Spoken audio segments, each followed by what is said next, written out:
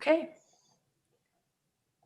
Good morning, everyone. I'm going to call the Electoral Area Services Committee meeting of Monday, April 12th to order. Just for the general public who are watching, this meeting isn't meant for general public input, but if members of the public wish to speak at a meeting, they can contact the CVRD Legislative Services Department to request to appear as a delegation. These live webcasts are being recorded, and we do have a YouTube stream. And all of that information is available on the Comox Valley Regional District website under meetings agendas. I'd like to first of all recognize that we are zooming in from the unceded and traditional territory of the Comox First Nation. We have a couple of delegations today. And first up, we have Inspector Mike Curvers, the officer in charge of the Comox Valley Detachment of the RCMP, to provide an overview of the annual performance plan priorities for receipt. Move receipt. Moved. Second. And seconded. And over to you, Inspector Curvers.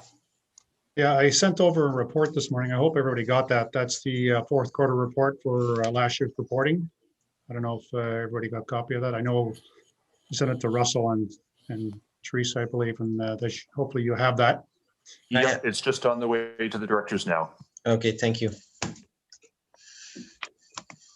So I'm just going to skim through this like I've done before, and then we can open up to questions and we can talk about the priorities. So I started this a couple quarters ago where I'm doing the annual reporting to the municipalities and the communities on what's happening for crime types and things happening in the community. So I broke it up in 4 quarters, which is our fiscal yearly starts in April, ends in end of March. So that's what I'm working on. So every quarter you're going to get reports because that's what my reporting lines are. So if we go through this, I'll just go calls for service in the regional district. We'll start there. You can see that there was a 24% increase in calls for service in the fourth quarter as compared to last year. So you can see I broke it down into the communities where the calls are coming. So you can see there all the different calls. And then we broke it down a little further. If you can look at the traffic there from January 1st, 2019 to December 2019, there was 486 calls. So that's a full year cycle we did, but then we related it to the recent stuff files. And there, as you can read there, I'm not going to read too much in it because you can read the 13 traffic files over the calendar year. So basically we've increased 13 files, which is pretty minimal compared to the way we're doing with the traffic complaints. Break and enters. There's a decrease in break and enters of 4, which is good for us as well because there's a decrease in that. Theft from motor vehicle, there's an increase in that in the regional district. Again, it's only 7 as compared to last year, which is not significant at all. I put some other offenses in there because this is what a lot of the communities ask me about is the types of offenses like assaults and sex offenses. So the assaults, there was 2019, there were 70 files for assault, and right now we're at 65. And our current calendar year, we have 13 for the 3 months. So it's pretty average where we go with that. So again, we're dealing with that on a case-by-case scenario. Sexual offenses, pretty steady across the board, just not a whole lot of them. But you notice in January of this year, we had 4 reported incidents, and then February, there was 3. A lot of these are historical, so people are coming after years of, harboring this and keeping it to themselves. They finally come out and they want to speak to someone, so that we're one of the stops besides some other healthcare professionals. They come to us and we try and deal with those on a case-by-case scenario as well. Domestics, again, that's pretty steady. Unfortunately, that is a trend that we have all the time. And it kind of goes up and down with ebbs and flows of what you see there. So that's kind of the nuts and bolts. You can read for yourself the numbers, what we're at and what we have to deal with. Some months are more than others, and that's just people reporting and what the flavor of the month is. So I can kind of open up the questions, or I can go into the priorities and then open up questions. I don't know. It's up to you and your choice. I think there'll probably be some questions. I'll open it up to the other directors first. And sorry, I won't be able to see like who's got their hand, but well, I might, but Edwin here. I'm okay. Okay. I'm very grateful we're getting these stats. Thank you. thanks, Director Grieve. Director Arbor, any questions? Yes, thank you. So I see that in my area, yeah, calls were up a little bit, and on Hornby, it's actually pretty significant, it seems, if I'm looking at this correctly. Yeah. So I'm just wondering what that might mean for servicing for the go forward. And I remember last year we were attempting a different service, and you made some adjustments and things like that. So I'm just wondering if you can comment on what we might expect for the islands, and yeah, that'd be great. Thank you. Yeah, we're going to go all we did last year with the model. So starting the long weekend in May to the long weekend in September, we'll have increased service with our bike unit coming over their regular patrols, unannounced patrols. So we don't want to give people a schedule for obvious reasons, but that's going to be the increase. Other days when we are not there, it's going to be the routine calls for service. We are in the process of getting more individuals trained on our ribs and boats, so we have better access and more people available to on shift to answer those calls. So it's the if it's an urgent call like a priority 1 and 2, we're going to make sure we get there. So it's usually somebody on shift. We still have John Stein working with us. I don't know if you met John. He's one of our he's a retired member. He's a reservist. He's available to ferry the people over. We have BC Ferries that helps us, and they'll hold the boat for us to get there. We have the Coast Guard if we need, and we actually have, if you know Alan Fletcher, yeah, Yep. he'll help us out as well. Well, If we get to the nuts and bolts and we're really desperate, we got Alan that'll help us get across because he's got that barge now. yeah. Yeah, I think we're expecting another very busy summer, perhaps even more so than last year. So I think that presence is appreciated in the community. And I know you had mentioned, or maybe it wasn't you, maybe it was one of your staff, that you were looking at maybe building accommodation for your officers on the island. Is that still in the cooker? Yeah. Or? Yeah, we put our proposal forward to our property management side of it. And because it's a provincial entity, it goes into the hopper and see where it ends. I'll use Duncan as an example. That's been going for 4 years, and I still don't have a new building. So it's an ongoing process. This is a smaller capital project, so maybe we'll be lucky and we'll be pushed up the line. But I expect it to be dormant for a couple of years. So we're looking at alternate solutions we don't need full-time accommodation there except for when the long weekends, which we're working towards getting that. We're also looking at some other solutions to get that presence in case members have to overnight it, or we have to go to a call and they have to spend the night there. The detachment itself is not very well suited. It has the one room, and if we have male and female going across, that's going to be awkward. So we're trying to do our best for that. We try not to stay there when we have either a prisoner or something to deal with. They try and manage it and get back. That's why we have the boat. But there are those days that we can't get across with our rib. Those ribs are pretty sturdy, but through the islands there, it gets pretty choppy. So it's tough to get out of there some days.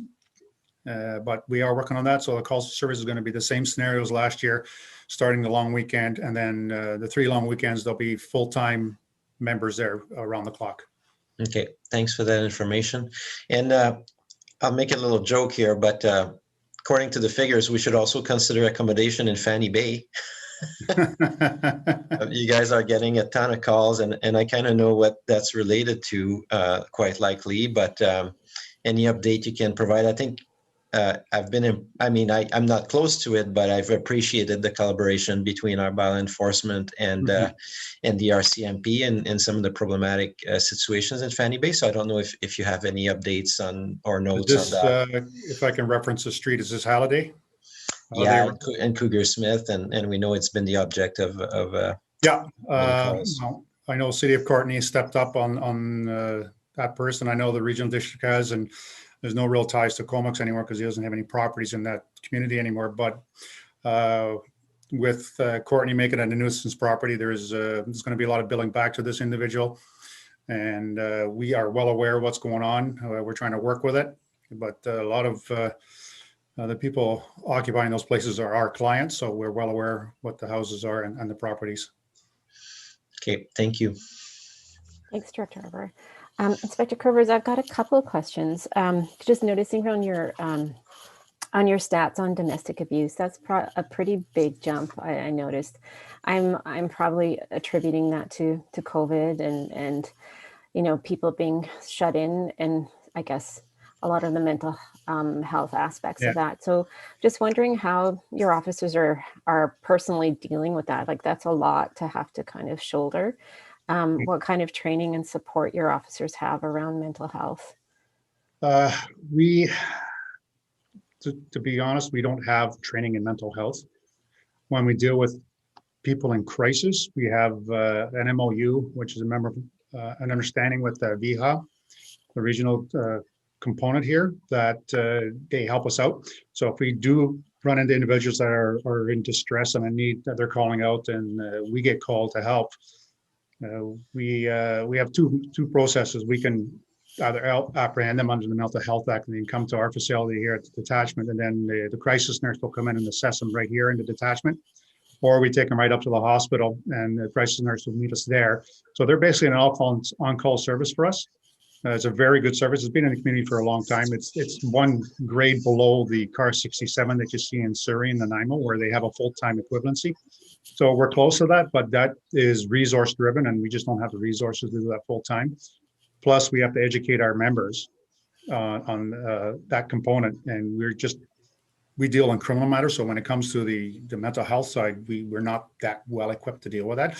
That's why we rely on the crisis nurse, and we have certain rules we follow under the Mental Health Act, the Provincial Mental Health Act, where we can apprehend and where we can't. So a lot of that works that way. Also, when the hospitals, they issue what they call a Form 21, which is an apprehension. Someone's in their care up there and they've walked away and haven't taken their medication. So that's when we get the Form 21 so we can apprehend them and bring them back to the hospital. So there's a very good communication with us and VIHA to deal with these kind of scenarios. Okay, that's good to hear. But it sounds like more resources would probably be welcomed. Honestly, it would take 2 full-time members and then probably 4 nurses to make that run full-time. Wow. Okay, good to know. That's the level that's needed. Then my second question was something like not quite as serious, but I have been getting a lot of calls from constituents in Area B, and Area B is not really. There's no real area, I guess, of the Comox Valley that kind of shows up on your stats, specifically around speeding. And I'm going to name just a few streets because they come up again and again. It's the Coleman Bates Beach area. It's Quenville, and it's Little River area as well. Although the situation with the road in Little River, it makes it so that people can't quite speed. But I've just noticed like this tension between, residents are upset, people are speeding, they want something done. They ask for like speed bumps or, those radar things that tell people to slow down. They put an ask into the Ministry of Transportation, and Ministry of Transportation says it's an RCMP issue. So I just want to let you know that that's what the communication that's been happening. Yeah. And like how we can kind of resolve situations like this, because I'm sure I don't know how many traffic folks that you have under your control to kind of come out to the rural areas and do these spot sort of speed traps, but it's become quite an issue, especially around Bates Beach, with not just individual drivers, but a lot of commercial dump trucks and lorries coming through there. So I don't know if you wanted to comment on that. I'm familiar with this, and there is one individual that phones us repeatedly. So that's where we're at with that. We know I'm pretty sure MOTI put that stop sign on that road there in Coleman and Bates, and Unfortunately, he seems to be, this person's living right on that one spot where the stop sign is, so it's very easy to see that's happening. MOTI will defer back to us. Speeding is our thing, but the road, like the signs and the road grade and everything else, that's still MOTI. Yeah. So putting a stop sign in hasn't stopped some of the speeders. We routinely go out there, but typically when we're there, there's nobody speeding. So because they see the car, all it takes is a couple people to get pulled over and the red and blues are going, and that travels pretty quick. If everybody has, the commercial people have their radios, it travels quick, so they don't, it's tough to enforce. We go to a lot of the rural areas, but just to point out, this detachment it's a municipal traffic unit. Okay, so those are provincial areas. Doesn't mean we don't patrol out there. We still go do our patrols, and our traffic unit does go out there and routinely go to all these areas where we send them to. But also, North Island Traffic Services, that's actually their road they patrol. So it's called an LKI, and if I can figure out the acronym, I will let you know it. But it's basically a road that they patrol. So URSU, which is our other component of North Island Traffic Services, they patrol all those areas because they're basically our highway patrol unit. If I break it down, instead of all these acronyms, it's just highway patrol. They're our traffic unit. That's a provincial entity. Their office is in Campbell River. They actually have one here in Courtney, which is going to be moved up to Campbell River to keep everybody together. But they do Highway 19A, the Inland Highway, some of these other roads. And I'm in constant communication with the staff sergeant in charge of that unit to ask them to patrol those areas. So we do have alternatives to deal with that and try and get to those areas and patrol that. But it's trying to get people to slow down. It's not just a matter of giving them a ticket. Speed sign's good. MOTI might have to get on board if we can convince them. Maybe we have to put a stop sign, like a stoplight there. Like, I don't know if the community's up to that. Like, put up stoplights. So, because there's 3 roads that intersect there, I believe. Yeah. So it's very good. And my understanding is there was never a stop sign there before. Okay, so that makes sense. That's why certain patterns have been ingrained, I guess, in people. Yeah, and I know this person he lives right on the intersection, so it's a bit of a bothersome to him. Believe me, we're getting all those same phone calls, so we're trying to manage it as best we can. And we've tried to talk to this person and reason with them, but sometimes people have difficulty listening. Okay. Well, I'm sure like if we can get some kind of solution going with MOTI, then that would reduce your calls substantially, I'm sure. So I don't think speed bumps are really going to be a solution. The only one I can see is putting a stoplight there. Okay. All right. Thank you. I see Director Grieve has his hand up. Thank you, Madam Chair. Yes. Of course, we had 19A in Merville, which my understanding is that the Merville-Sackville 19A intersection is the second highest crash site north of Courtney. The higher one would be the Ham Road intersection. Yeah. And the residents and myself have met with the MLA. We've met with MOTI. About every second or third term that I've been elected, and we looked into the idea of putting up one of those "Watch My Speed" signs, because they're available. It looked like MOTI weren't that interested in it. They, in fact, there was even some talk of the community purchasing one, because I think they're only about $3,000 or something, and you can put it up on near the highway. But even then, we were told it would be a distraction. So we're discouraged from doing that. So it would be very helpful if the RCMP could maybe chime in and say that they would support some of these movable signs that can be put up around, for a couple of weeks. I know they say it only works for the couple of weeks the signs are up, but when absolutely, if you need some formal letter, just let me know and I'll draft something and we can send it toward your direction. I was just thinking of like the 17th Street Bridge there, they have that camera right on the intersection.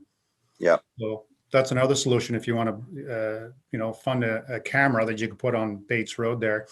And maybe it can be short-term or a 6-month project and then, move it somewhere else. I don't know how mobile those are, but that's a solution as well. Then everybody gets their electronic ticket that blow that stop sign, right? Oh, Oh, that's we're an allowed to do idea. that again, are we? Well, there's one right on the bridge there, right Yeah, at the yeah. intersection.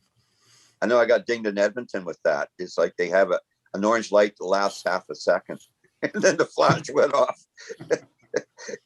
Well, that's good to know. One other thing I wanted to mention too is that I think you were mentioning one time about the backlog of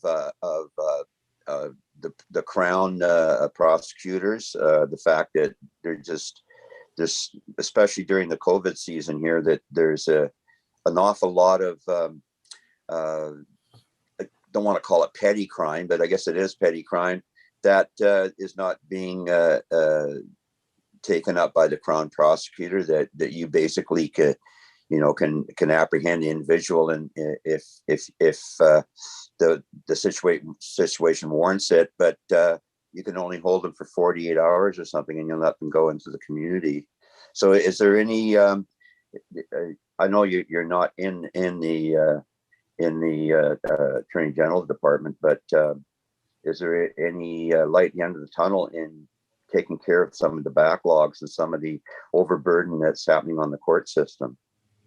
No, there is no change in that area. We're still a lot of individuals that we apprehend are regular clients, and they typically have conditions put on them from previous interaction with the police and Crown.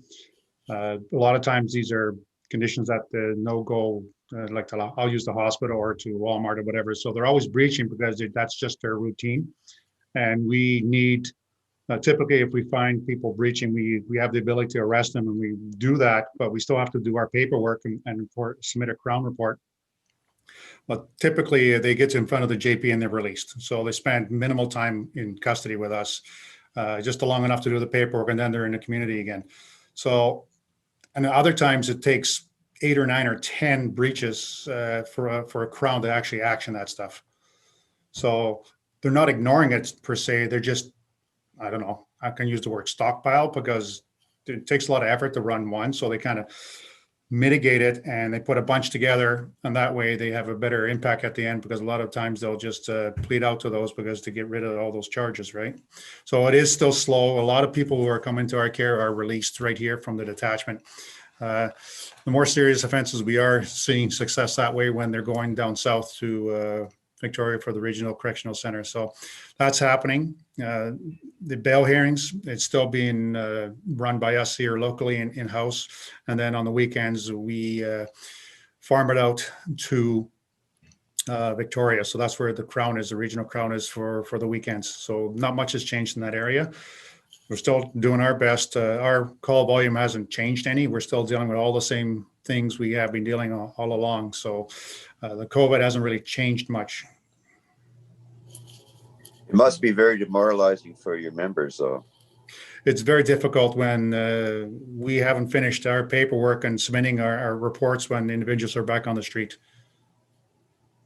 Thank you very much. I don't see any other questions, Inspector Kerber. So I just want to thank you for taking the time to come and speak to us. It's much appreciated, and I hope we can continue to work together. Yeah, I just want to go over the priorities. Oh, of course, yes. So last year you had crime reduction, traffic, road safety, and property, which is theft from auto and RVs, recreational vehicles. Do you want to keep those? Do you want to add something else? Do you want something new added? Well, I know for me, the traffic side is, I'd love to bump that up if that's possible. Yeah, no, that's every community has traffic on their priority. It's Yeah. one of the main ones. Do the other directors have any other comments about priorities? So sorry, it was crime reduction, traffic, And property crime. Yes, I do, Madam Chair. I think one of the things that seems to have worsened with COVID is just the opioid crisis, obviously. So whatever you guys can keep doing or enhance around the toxic drug supply, I think is a huge piece that our society is struggling with. And I know you guys, it must be one of the tough ones, but and that's beyond the rural areas. That's everybody. But the more you can do on that, I think we're in the middle of a health emergency with that, and we're losing residents. And so whatever can crack down on that criminal element, I think, is to me the highest priority. Okay, that falls under organized crime, and that would be like drug enforcement. Yeah. Yeah? Yeah.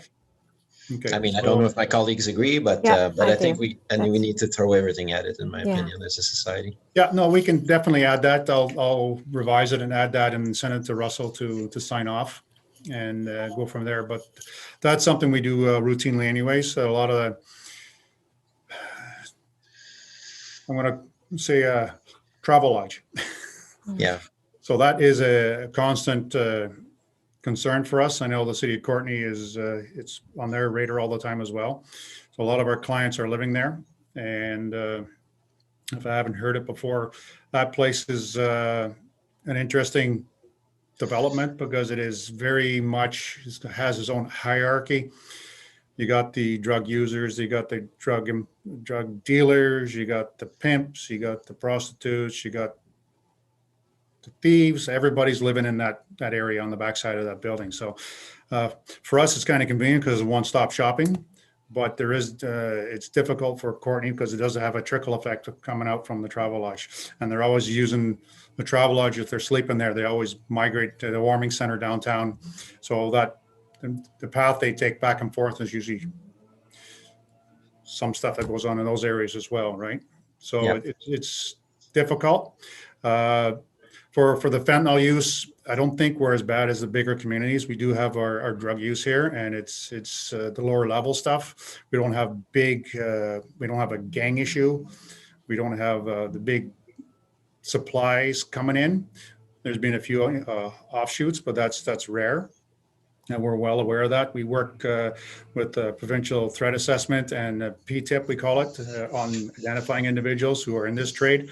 So we target that, and then our combined special forces like CFSEU and our FSOC type individuals come and deal with those and to do projects and work on that. So there's a lot of that stuff going on. We work very hard at the street level drug dealing, and it's usually fentanyl and there's a little bit of heroin coming back in, but it's usually the fentanyl and the heroines. The marijuana side has kind of subsided because of the new legislation. But that's where we're at. We are well aware of what's going on, and we are trying to enforce that. But as you know, we are evidence driven. We can't just barge into houses and detain people arbitrarily. We need evidence to support that. And then sometimes it takes quite a while to get that information. Yeah. And can I just quickly qualify my comments a little bit, Yes. Chair Amir? Yeah, go ahead. You know, there's a lot of work going on the social side, obviously, and there's also discussions around decriminalizing some of those drugs. So what I'm talking about is not necessarily targeting the users and those who really suffer, but really targeting those who are reaping big profits from this activity and with no care to human life. I like many others have lost somebody to the drug world in the past year, and it's been so shattering to watch somebody fall into that and watch others profit from that. So I really appreciate your work on this. Thank you. Yeah, that will fall into the organized crime component then. Yeah. Thanks, Director Arbor. Director Grieve?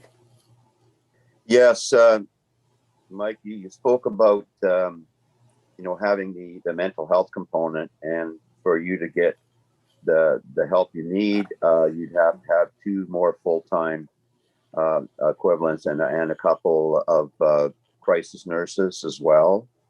So it leads me to believe that people talking about defunding the police are missing the point.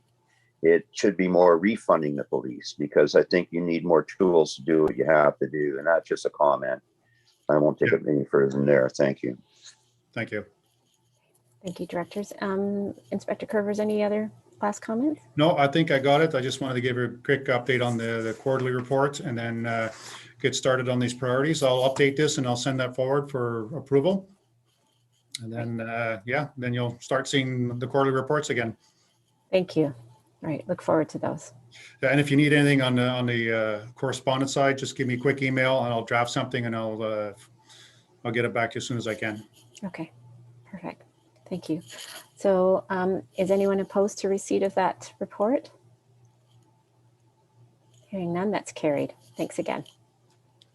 Next up, we have Three-Legged Dog Productions, Chelsea Keane and Kate Morrison, to present informing us of the musical theater summer residency at the Comox Philburg stage for Move receipt. receipt.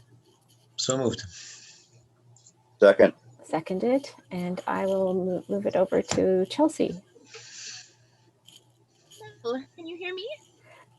You might need to shout a little bit louder, but Sure, I will shout louder. I am Okay. a performer. Thank you.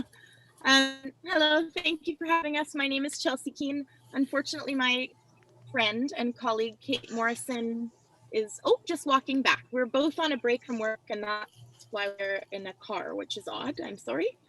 So I am the president, and Kate is our vice president of Three-Legged Dog Productions, and of course we are representing our board of 10 at this time, soon to be 11. She's just coming back. Perfect timing. Sorry, stuck at work. And we have to talk quite loudly. So we were founded in 2016 by our friend Patrick McKenna, well known around the Valley for Habitat for Humanity and the town of Comox. And we are a group of like-minded lovers of the arts. I'll let Kate talk about our productions. Sure. So our first production was in 2017. It was Guys and Dolls, which Chelsea and I were both pretty thrilled to be a part of. I was actually one of the founding board members of the company. I was pretty delighted when Pat asked me if I was interested in helping out with a adult theater company, which was kind of a new idea for us. It was almost sold out. It was a financial and critical, I guess, success, which was pretty delightful for us. It was our first outing. We didn't lose money, which was great.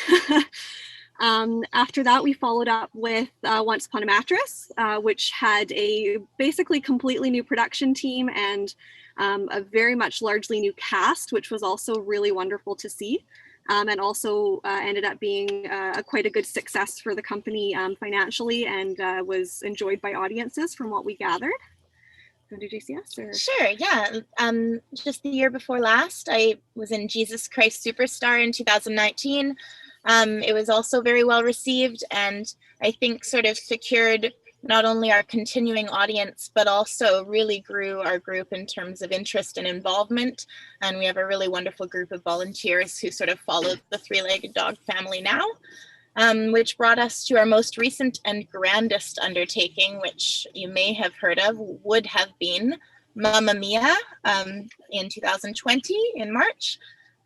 Which was ready to take the stage when unfortunately the world took a turn. So I'll let Kate go on. Yes, we were literally due to move into the theater 4 days after the COVID shut down. We were fully ready to go, and our move-in day was 4 days later. So it was a bit of a bummer, as you can imagine. It was quite a concern for the board on a financial level.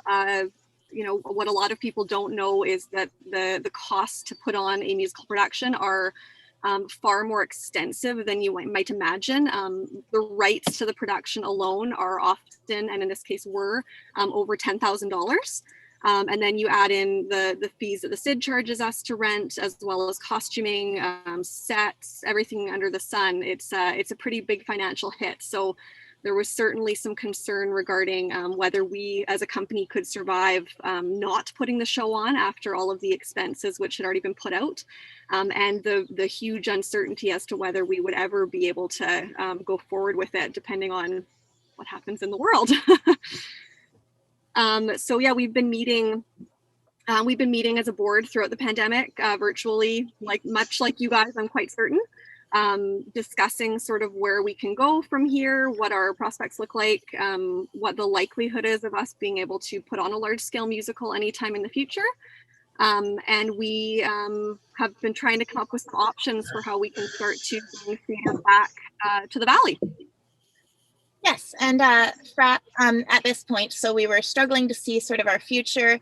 Pat suggested that we come to the regional district with our summer proposal, which we are hopeful to go through with, and contractually now going forward, if the health authority is in support of us doing so, of course.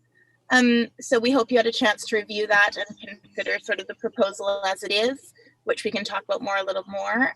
Antoinette had shared with you. Thank you. And yes, providing their support of at least, we're basing this on last summer, a 50-person distanced outdoor event, then we will be going forward in partnership with the Filberg for an outdoor performance that would go throughout the summer. We, of course, will not be able to go forward, though we appreciate their support without a little bit of support around the community, which is why we've come here. So, let you go ahead. Yeah, so basically, even with a small scale production, like we're sort of planning, hopefully for this summer, there are still financial implications. So venue, obviously, equipment rental, and just sort of all the bits and pieces that go into putting on any kind of musical performance of any kind. So right now, our venue rental for the summer and our equipment rental costs, like speakers, microphones, all sundry electrical equipment, is running us roughly $2,000 budget-wise. Probably $3,000 with the venue, yeah. So basically, we would be greatly appreciative of anything that could help offset any of those costs to sort of allow us to even hit a break-even point, just so we can bring a little bit of theater back to the world as soon as we can. Yeah, to wrap up, basically, without theater the past year, or the arts in general, in a live way, we've certainly felt a piece of our heart missing. I don't know that that's shared with everyone, but I think it's a huge part of the Comox Valley. We have an incredible cultural demographic and wonderful theater and live entertainment, and we hope to continue that. Basically, what we're hoping is to come back in some small way this summer, just to keep theater alive and to bring back what we've all been missing. We also, of course, will talk in our question period a little more about acknowledgement and recognition if we were to decide to go forward. And yeah, we just wanted to say thank you for taking the time to hear us out. This is a whole new platform for Kate and I. We're very unfamiliar with what we're doing right now. And yeah, we appreciate you chatting with us. So. You did well. Thank you. I don't know if that's Director Grieve. Use your hand up from before, or you have a question. Thank you very much. So I take it you're going for Mamma Mia, right? Because you've already paid for the rights. So we're hopeful that we can do Mamma Mia in the CID like 2022. We have extended our rights for that. Good. Yeah, so we're working on it. We're just kind of pushing it forward. So for this summer, we're just hoping we can do like a little, the plan is a 4-person and 2 accompanists, so piano and drums, musical theater style concert series. So our first one, for example, is going to be like the golden age of musical theater, so the 50s. It's going to be 2 men, 2 women, and it's more of a, yeah, like a summer concert series, but theater style. So is that public domain then, or do you have to pay for the rights for that? Yeah. So the SOCAN license would cover that, which that's easy enough to obtain, and that's providing that you don't use them in context. So with musical theater songs, as long as they're not done in a scene format or in context, you're good to sing them in cabaret style. Well, you may know that I'm the artistic director for the telethon every year, and I chaired the Canada Day committee for about 17 years. So I'm and also the summer concert series, Sunday series in Sims Park. But what I found, all those things have been canceled. And my understanding is that along with Music Fest, that it's not so much the social distancing that's the issue with VHA or Island Health. It's the washrooms. You pretty well have to have somebody in the washrooms constantly cleaning it. So that's one thing. The other thing I wanted to ask you too is you talk about the cost of renting the facility, the stage. You said it's $1,000. No, in total for our 9 performances, it comes to 2,800. Is that the? I'm not talking about the equipment. Sorry, it's Monday morning. 8 and 8.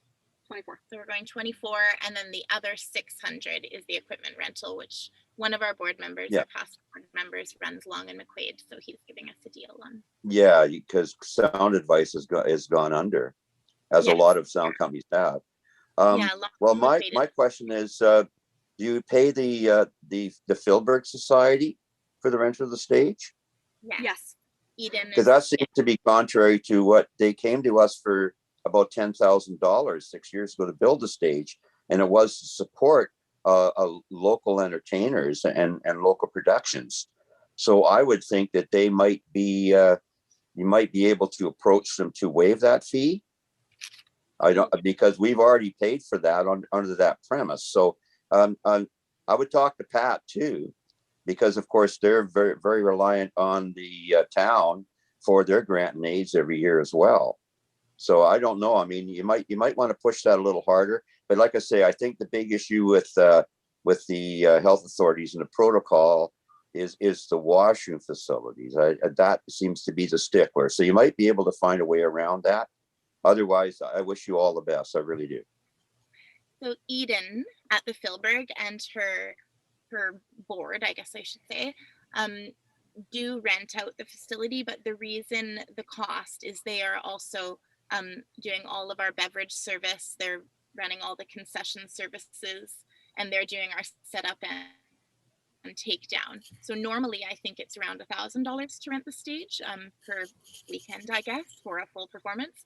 And she's giving it to us at 800. I'm not familiar with, of course, the agreement that you had when you supported them to build the stage, but I do know that there is a rental cost that we're already being given a discount on. So.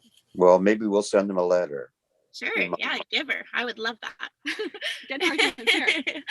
Thanks, Director Grieve. I see Director Arbor has a question. Yeah, thanks for coming to the rural areas for this. It's nice to see to learn a little bit about what your production and group have been up to. As you're probably aware, like we are looking for ways to enhance our support to the arts, recognizing that, especially in light of COVID, it's been so challenging. And I mean, the city of Courtenay is still finalizing, I believe, their arts and culture strategy, and we're kind of dovetailing at the regional district based on what's happening there. So it may be that usually, so you know, we don't make decisions at the same meeting around requests. So it may be that we can kick this to staff and look in the context of our art and culture intent to enhance supports to different organizations in a strategic way. Maybe we can throw your request as a way to test some of our ideas and concepts around how to best support. That would be my suggestion, but I can't imagine when you said, you know, losing a bit of a piece of your art. I'm sure it's so true for so many people in the sector, and a lot of empathy on my part for that. So thanks for persevering and for revamping your energy as people are getting vaccinated, and I really appreciated hearing from you guys today.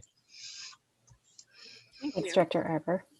And I just had a couple of questions too. I mean, it sounds like for the actual production, you've got the protocol in place for distancing for the audience. And I'm just wondering, for you as cast, how do you maintain your COVID sort of separation during practice, and what are Definitely. your Yeah, we purposefully sort of designed it so that it's only 4 of us, that we can very much rehearse on our own. We don't have to get together a whole heck of a lot. One of our cast members, Alex Nickel, he actually lives in the regional district. He's out in Merville, and his family has a big open barn, which he has put up for us to use for rehearsals together if we need it. So we can all stand distanced in a big old barn and sing from there, which will be great. If anyone's wondering why I'm with Chelsea, I live by myself. I'm single. I don't have a bubble, so Chelsea is my bubble. She's my one contact as my single living by myself human.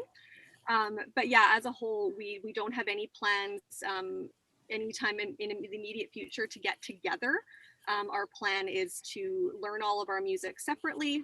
And then once we get a little closer to the date, and potentially some of us will have been vaccinated, Chelsea likely will have been as a childcare worker. I run a nonprofit, J. Petaldeck preschool daycare.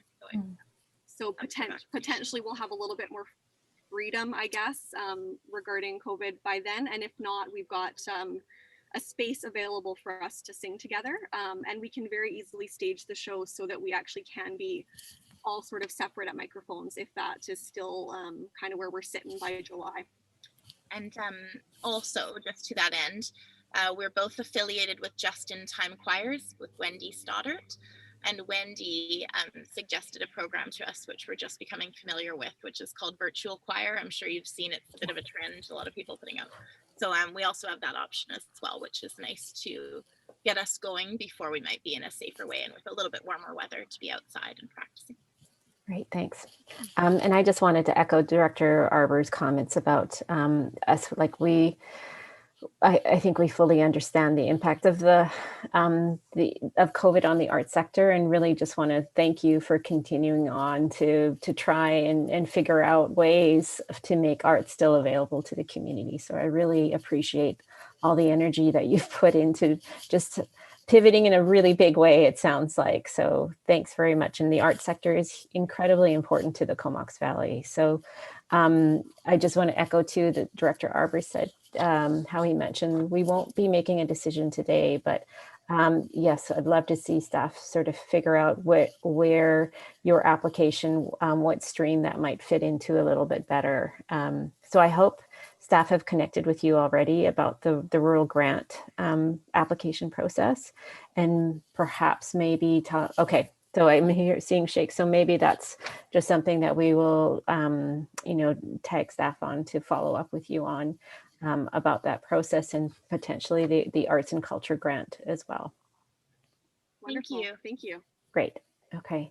And I don't see any other questions. So on receipt, is anyone opposed to receipt? Hearing none, that's received. And thank you both again for coming and presenting. Thank you. Thank you for your time. You're welcome. You're welcome.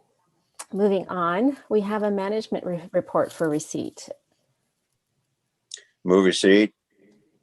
Moved, and I can second, or Director Arby? Yeah, second or whatever. Yeah. Great. Thank you. Does anyone have any questions on the management report? No, hearing none. Is anyone opposed to receipt? And that is carried. We have the Advisory Planning Commission minutes for receipt. I do have a question, so I don't know if we want to receive all of them together. Does that make sense? I'll move all of them.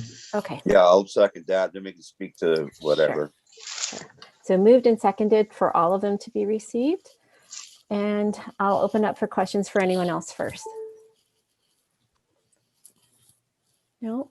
Okay, just for staff, under the Area B Advisory Committee minutes, I was unable to attend. I think that happened just before a regional district, or just after a regional district meeting. And I just wanted to ask about the white application. I see that the APC did oppose the application. I wanted to ask if that was a unanimous opposition, and if there was much controversy around that decision. Madam Chair, I'll just refer that question to Alana Mullally, who's here in the civic room. Great, thank you. Through the chair to Director Hamir, or pardon me, through Director Hamir, I'm going to have to follow up with you. I'm very sorry, I don't know the answer to that question. Okay, that's no problem. Okay. Okay, any other comments on any of the minutes? Okay, hearing and seeing none. On receipt, anyone opposed? Nope. And that is carried. Great. We are going to be moving on to the Green Shores Initiative. And I believe we have Jessica Wilson here as well to help present on this Green Shores Incentives Project. Move receipt. Moved and Seconded. seconded. And I'm going to move it over to staff and to Jessica. Thank you very much, Chair and Directors. And Robin Holm, our rural planner, is here. She will introduce the consultants, and the presentation that they will provide is available for you to ask questions.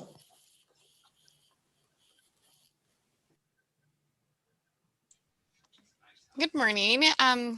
through the chair and to the directors, I'm here today to present to you a project, a Green Shores project that the CVRD is working on. We have been a member of the Green Shores local government working group since 2017. As a part of this group, we have been developing and enhancing our knowledge and capacity on the practice and implementation of Green Shores shoreline protection measures. As a part of this group, we've had the opportunity to participate in this pilot program. As I'm sure you're aware, Green Shores is the nature-based solution, is a nature-based solution to restoring shoreline ecology, as well as providing an adaptation measure to address sea level rise and coastal erosion.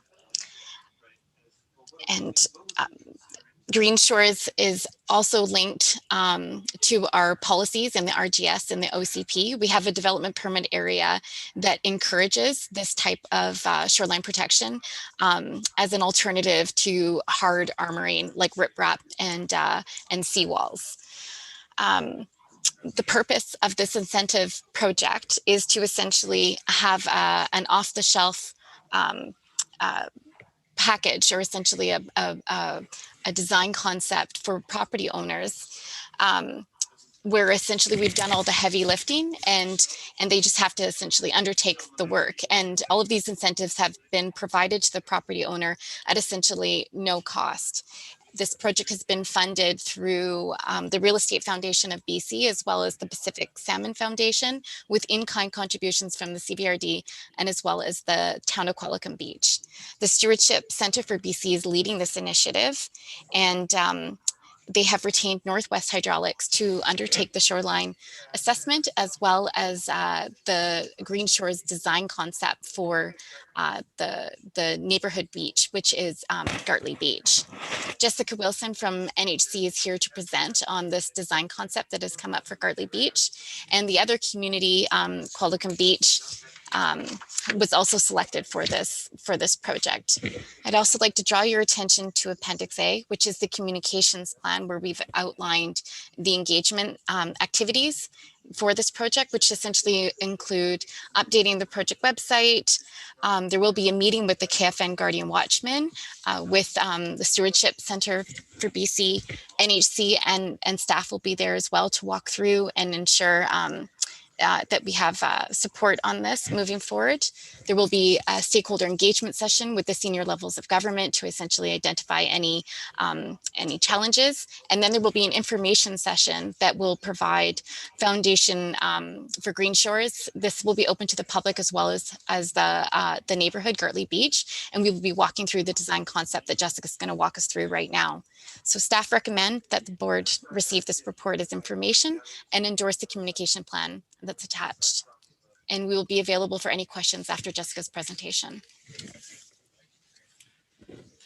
Thanks, Robin. And Jessica, and we've got your presentation. It might just take a couple of minutes for it to load. Sure. Yeah, that's great. I can see it here. So you can switch the slides, I think. I don't think I have control of this. Thanks. Robin gave such a lovely overview of the Green Shores program that I don't really need to give one. But the Stewardship Centre for BC is kind of running this program, and they have Green Shores for Homes and Green Shores for Shoreline Development. And kind of, as Robin said, the kind of aim of this is to move away from these hard shoreline protection structures and more towards a natural means of shoreline protection that kind of preserves the physical processes that happen along the shoreline and maintain and enhance habitat function.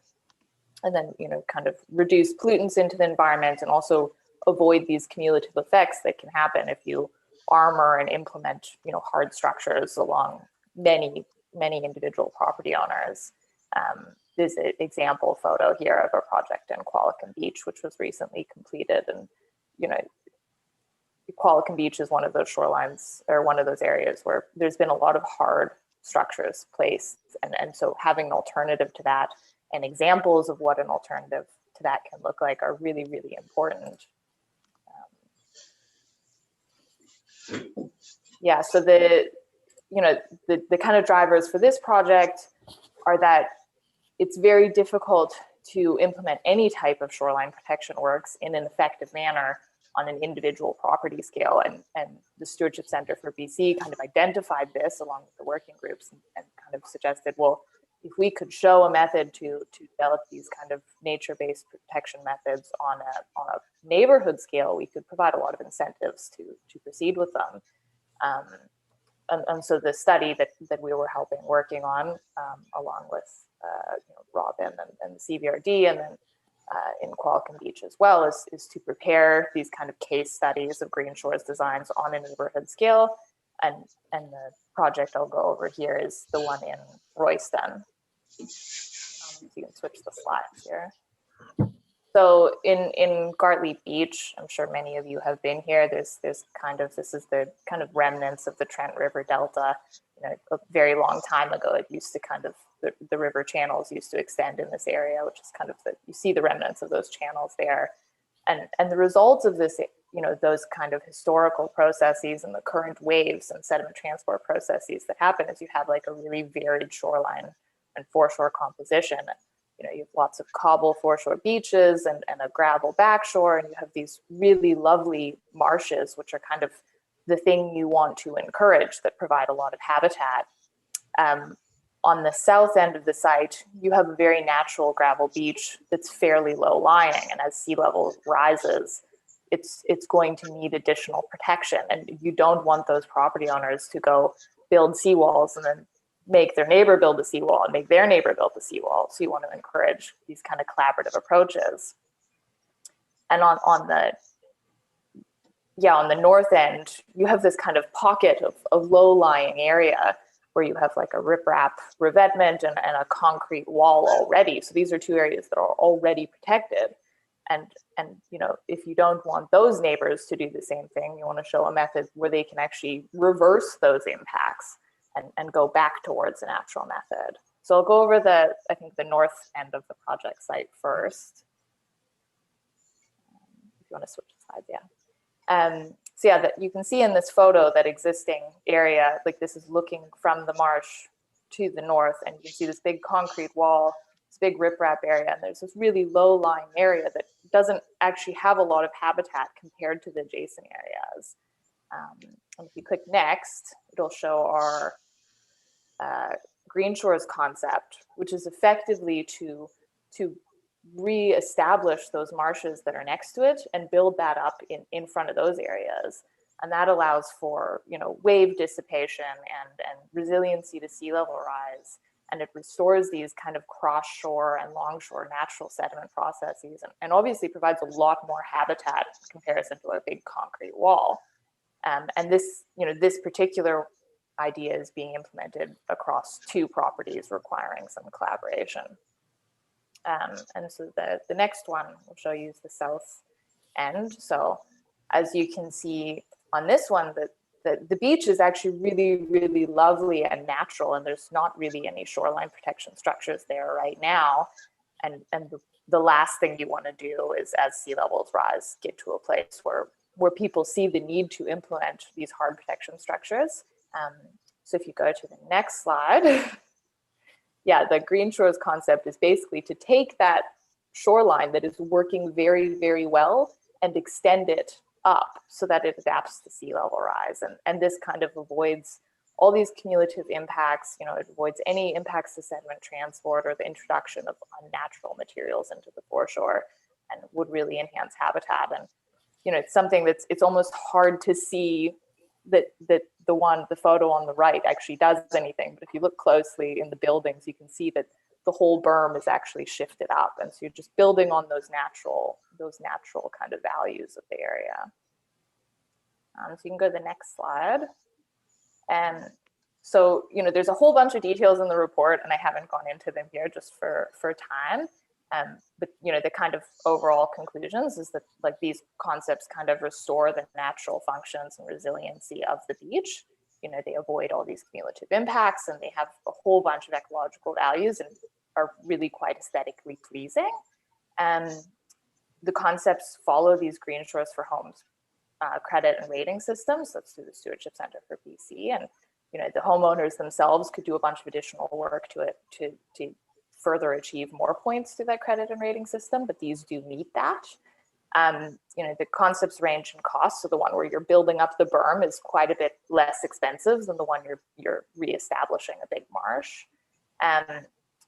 But when you look at them compared to other alternatives, there's actually a huge amount of cost savings in doing things on a neighborhood scale approach, because as Robin said, you've done a lot of upfront work already, and you have construction cost savings and various things, and you're improving the ecosystem function in this very cohesive manner. And really, the goal of implementing these things, both the one in Royston and the one in Qualicum Beach, is that you're kind of pushing forward this natural method of shoreline protection and cooperative projects, and these would really serve as reference projects, like going forward forever, really. So happy to answer any questions, but I know we're out of time. I'll open it up to any of the directors. Yep. Go ahead, Director Arbor. Thanks. Very exciting, and obviously very important from a long-term perspective. I'm going to make Alana smile and remind us that every day I go to have my tea in the morning and look for the new layers of climate modeling for the coast and on our IMAP system. And I think this project relates really well to those efforts around trying to think about mitigation and how to enhance the natural aspects of our shores. And it will be so different all along our coastline in the regional district of how those impacts are felt and mitigated. So I'm really thrilled to see a pilot project like this emerge. My alternate director, Lindsay Flaws, is actually super passionate about green shores. And so she's a landscape architect, and I almost gave her my seat today to come and have a chat, but instead she sent me a few questions as well, which was, and sorry, I just have 2 or 3 points, so I'll just go through them. But the question of how Gartley Beach was chosen by the CVRD, was it because of particular reasons why we picked that one for the pilot? Whether it was replicable elsewhere. Some questions around making sure that people understand that this is a voluntary program in the communication plan, so people don't think that we're about to bring a whole range of regulations and things like that, but that really we're trying to assist homeowners and reduce costs for the maintenance of their property for the long term. The home and credit rating system, I'd love to learn a little more about that, because I think what is the role of local government in this? So we're presenting concepts and things like that, but what's the expectation for homeowners? Or could we see ourselves over time establish service areas for neighborhoods and things like that? I know it's probably early to talk about that, but those are the kind of things that that are in mind. And then in terms of, I guess we'll be pursuing grant funding for this. And what would you see that grant funding support in the next phase of the project? And lastly, okay, I'm just loading it up, might as well. Sorry, Chair. I know you could get note Get it out and then. Yeah, just get it out there. And if you miss some, it's okay. But I guess, oh, geez, maybe you're lucky. Maybe it just escaped my mind. So I'll leave you. Okay, I'll leave we'll you come with back. those, and you can tackle them. Maybe I'll come back with one more. Yeah, later. and I see Director Greaves got Yes, questions too. thank you. Yeah. So perhaps I can answer the first question, and then I'll pass it off to Robin to kind of answer the rest of those questions. But Robin and myself and my colleague Grant Lamont, we actually went and walked around various different beaches looking for potential sites that would be good to use as case studies. And we chose this site particularly because it's very diverse. So it has these opportunities to do something that's, a relatively low effort green shores design, but could have, huge long-term impacts. It's a vegetated berm, it's relatively low cost and low impact. It's got a section of marsh which really doesn't need any shoreline protection. You know, the homeowners could do additional work upland, but it's actually kind of an example of something that's really well preserved and functioning really well as is, and shouldn't be touched. And then it's also got this example of something that's been hardened and has been really impacted by the effects of hard, like shoreline protection structures. So it kind of encompasses everything, and that's, you know, from our perspective on demonstrating the types of application of green shores, that was kind of the perfect project for it. And you know, that said, you know, from a coastal protection design, we look at all project sites individually, but definitely these ideas and the concepts here could be applied to other places. And you know, even the vegetated berm on the south end could be further extended to all the properties to the south, basically, because they're all going to experience something very similar. And yeah, that's kind of my spiel. I'll leave it to Robin to answer all the rest of the questions. I'll try my best to answer the rest of the questions. I may need some help from Elena on maybe possibly the grant funding. Thank you for your note about it being a voluntary-based program. That is something that we will be making very clear in our communications when we update the website and in all of our engagement sessions that we have with the KFN Guardians, as well as with our stakeholders and with the public. In terms of this linking to the coastal flood work, it very much does. This is just coming a little bit sooner than the rest of the deliverables, and we're very, very close. And I'm hoping that we'll have an update for you very soon. This is the kind of adaptation measure that we're really hoping that we'll be able to explore in our second phase of the coastal flood adaptation strategy. These kinds of property-specific adaptation measures are going to be, I think, a very appropriate adaptation measure as we have a very diverse coastline. So we're hoping that this will be a bit of a demonstration project to really showcase what a soft shoreline protection measure does look like to address sea level rise and coastal erosion. I was hoping, Jessica, would you be able to speak to the home and credit rating, or perhaps that's something that we can get back to Director Arbor, just in terms of, we will be providing all of that information on our website. Or maybe Alana can speak to that when we, Alana, are you available to? Through the chair to the directors. Hi, Robin, I'm here. I know you can't see me. No, I can't. Thank you, Alana. Director Arbor, the home and credit rating system for residential, this is something, as you know, it's an initiative of the Stewardship Center, British Columbia.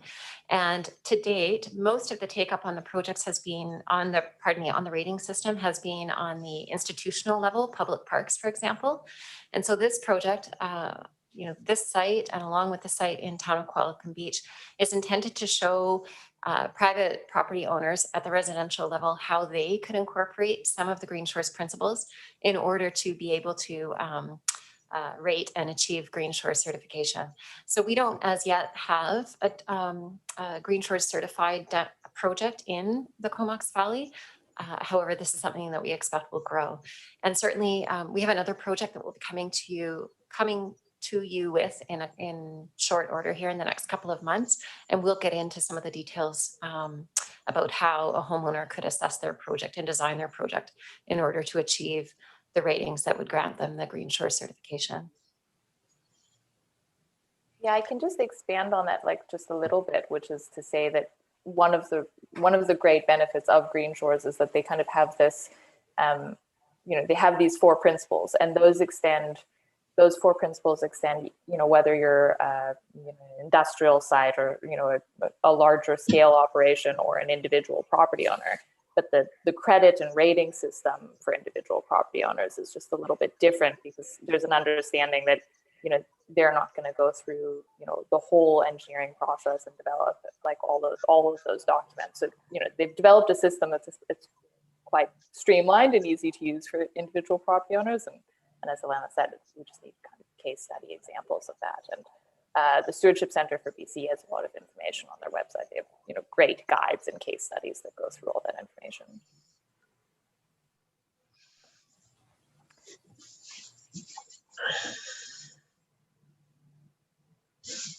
Did we lose Arzina? Sorry, no, I muted myself when I shouldn't have. Director Grieve. Thank you, Madam Chair. Well, it comes as no surprise that the CVRD has been quite live to Green Shores for some time now. I'd say 10 years at least. Some of it was brought about by unauthorized placing of riprap on the foreshore in areas. In one case, because you're not going to be able to get them to take all that riprap away once they put it in. But we ended up with our aquatic development permit bylaw that people, I think, are more or less abiding by. But I have a couple of questions. One is that there's situations, I want to know firsthand up in the Saratoga Beach area, where one resident had put up a 6-foot standing wall. I don't even know if it was just barely above the high tide mark, and backfilled it all.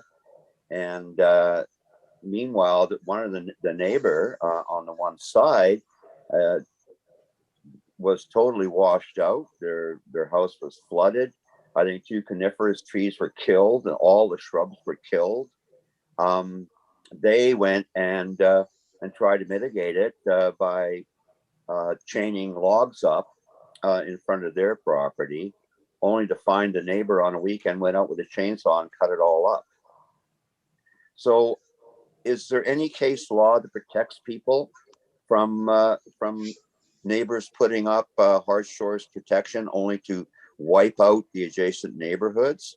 I know this was a financial burden for the property owner, and I think they've since been flooded out again beyond that. So, and I also know that the wall that the fellow put up has been compromised on the inshore side now. It looks like it's almost freestanding, and they go and they shovel rocks off the beach and put it on there. So, I mean, we don't have the bylaw enforcement to actually keep up on this stuff. I'm just wondering, is there any case law? Is there any recourse for people that are affected by the hard shoring of their neighbors? Madam Chair and directors, to answer the question, these are civil matters, issues between 2 property owners that the regional district does not enforce, or it's not part of our bylaw enforcement. There well may be a case law that relates to that. It's not something I'm immediately aware of, but we could look into it for your information. But just so you know that when a structure of a individual property owner infringes on the rights or property of another, it is a civil matter between 2 property owners, and it is not something that the regional district is necessarily responsible for resolving or getting involved in, unless there are regulations or requirements that are adopted by the policy of the board. And in the subject case, I don't think that was. And further to that, you get into that gray area of the interjurisdictional authority too. So maybe somebody can remind me, where does the RD jurisdiction start? Is it 10 meters above the high tide mark, or how do they? It seems to me that we don't even have jurisdiction over that intertidal area. Sure, Madam Chair. I can just ask Alana Mullally just to speak to the jurisdiction of the regional district with respect to the land use regulations. Thank you very much, Russell. Through Chair Hamir to the directors. I think, Director Grieve, this is one of the pieces that can be so very utterly confusing for folks, property owners, and then certainly for contractors who might be working with those owners when they want to undertake works. So among the resources that we've included on our website is a graphic showing the various layers of jurisdiction. So as an example, local government, our jurisdiction is for the upland side of the natural boundary. And so when you look at the development permit, and you've harkened back there, Director Grieve, to our development permit that addresses folks who want to install seawalls. And you're right, that did come about, it was about 10 years ago because of some concerns that neighbors had about a seawall that was installed, very much altered the natural processes on the beach and impeded public access on the public foreshore at high tide.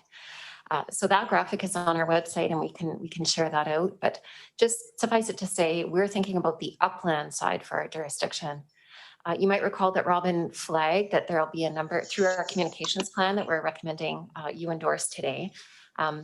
We will be meeting with senior government because the province, through the Ministry of Forest Lands Natural Resource Operations, they are working on some of their processes to help incentivize soft shore measures. So for example, looking at faster processes, delegated approvals in order to encourage this kind of shoreline. So we'll be meeting with them to talk about the project and just clarify their jurisdiction versus ours. Thank you.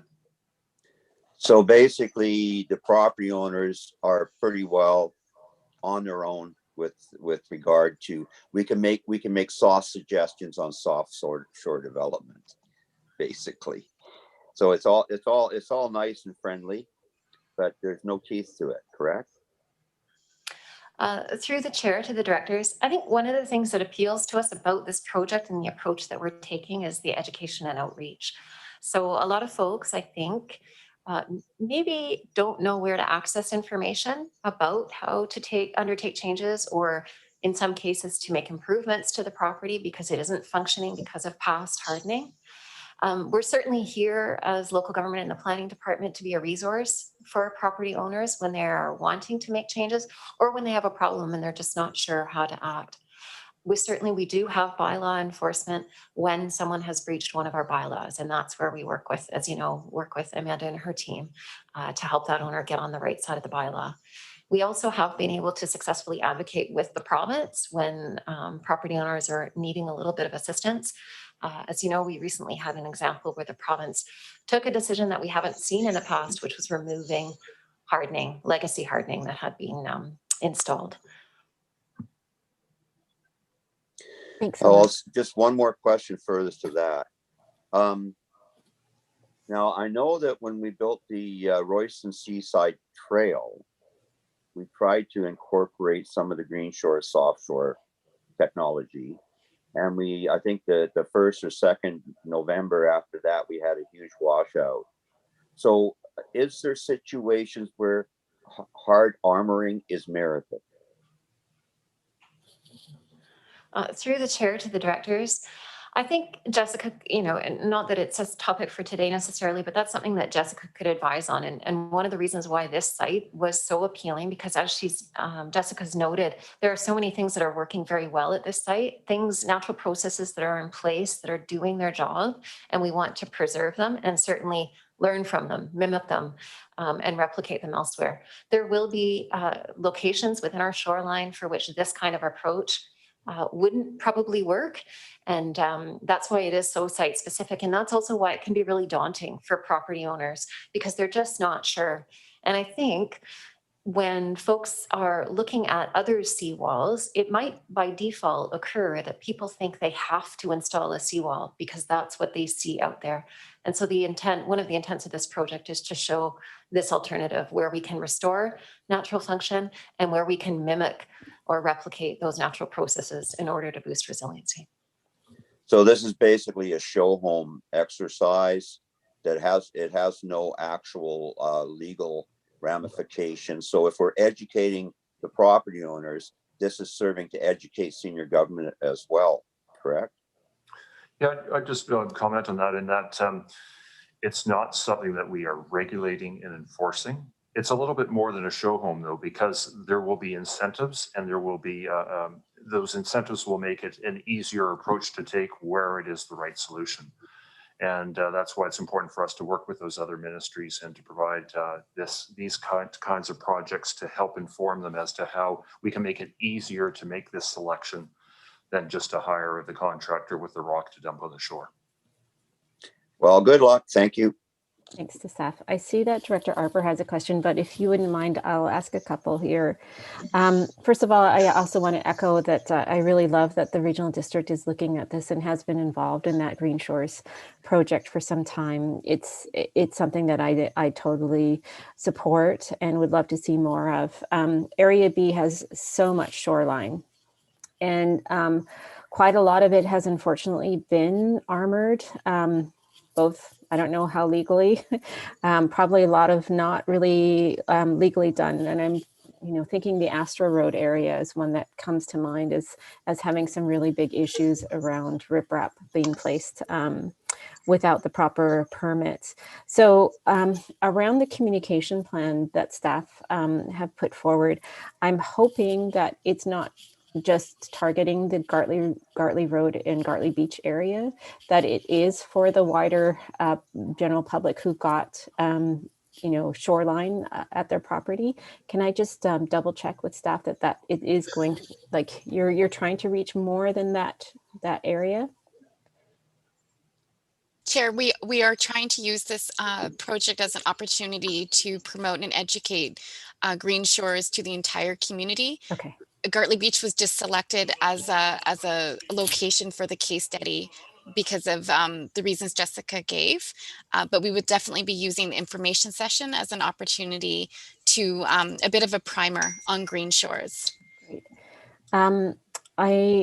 You commented about, having walked the areas and choosing Gartley Beach based on sort of the ecosystem services that were already in place, and choosing it because things were going so right. I'm wondering if staff have looked at other areas and have options in mind for future projects that might be able to take place. Have you done an assessment of the rest of the shoreline? I know that's a lot of work, but I will let Alana speak to a project that was done previously. This predates our coastal flood, a mapping project. See, Alana, would you like to speak to the current environmental project that was done? Sure, thanks, Robin. Through Chair Hamir to the directors. So at Ken Beach, the provincial park, current environmental was retained to do a Green Shores application. That's not a project that we were involved in, or we are involved at a distance as observers. So following that work, we retained current environmental to do a bit of an assessment in parts of Area B and Area C. And really what we were looking at that point was what extent of shoreline hardening did we have? And then where might there be some opportunities for Green Shores interventions? So that was sort of a desktop combined with a bit of field survey, and we've used that as an input in the coastal flood work. This phase 2 that we'll soon be coming back to you with, we'll build on some of those findings. And hopefully, as Robin mentioned, this project, we're hoping that this would be an adaptation that we might see based on the risk assessment work that's going to be done for the whole of the shoreline. Fantastic. I'm really glad to hear that staff have already started on that. And I guess, I don't know if this is opening a can of worms, but, staff, it sounds like this is already falling under planning, but are staff considering whether in future a service needs to be established to do this type of work, or would it still be able to be fit under planning in general? Or is that too far ahead for you guys to? Through the chair to the directors, at this point, it does seem to be well nested within planning. On this project and on others, we work closely with parks.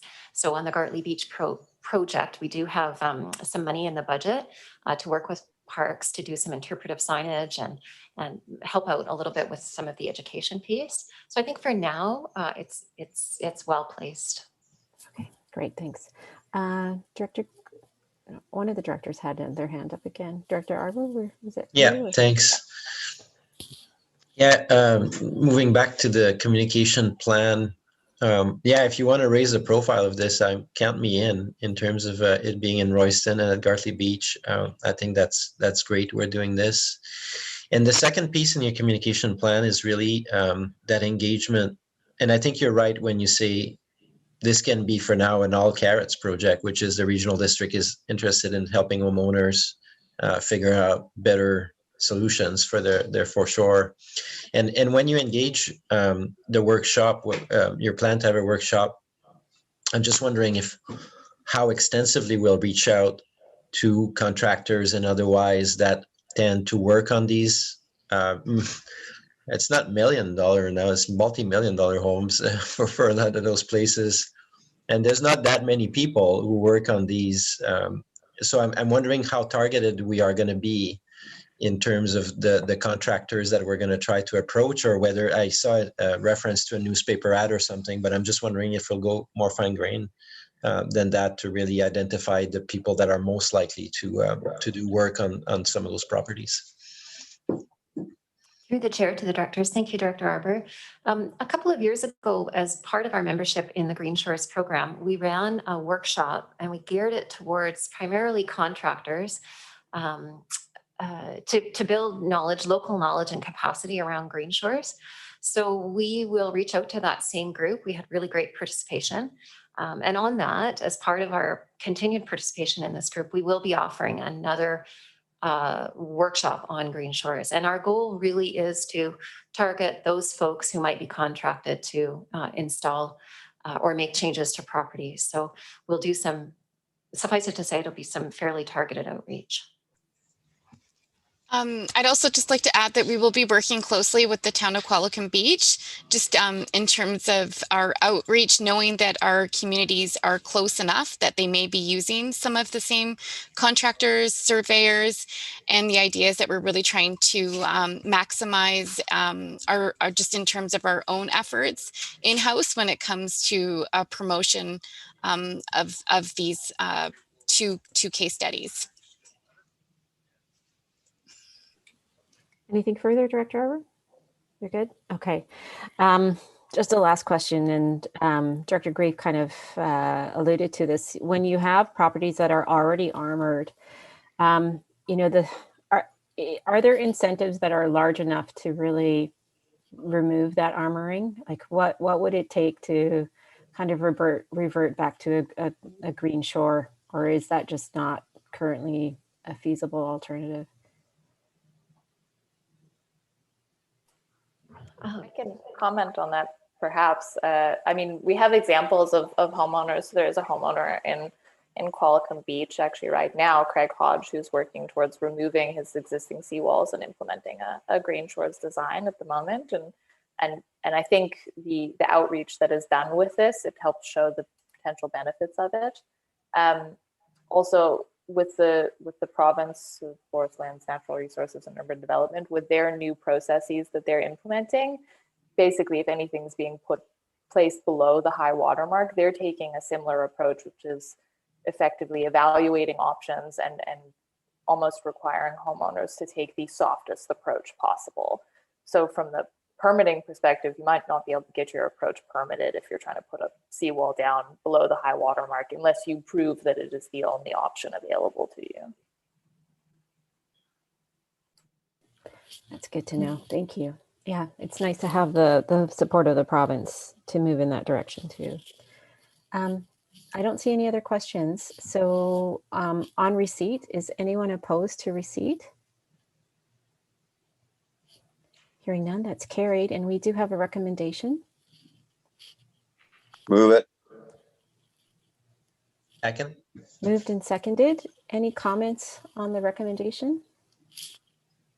Awesome. Hearing none, is anyone opposed to the recommendation that the Comox Valley Regional District receive the report and endorse the Green Shores Incentives Project Communication Plan? Hearing none, that is carried. Thank you to staff. Thanks, Robin, and thanks, Jessica. All right. Would folks like to have a 5-minute stretch before we move on, or do you want to? I would power through the next item before we get into a grant. Okay. All right. That sounds good. So the next item up is the bylaw dispute adjudication system for receipt. Move 3. Second. Moved and seconded, and over to staff. Thank you very much, Chair and Directors. Amanda Yasinski is here, a Manager of Bylaw Compliance, to help present this report and answer any of your questions.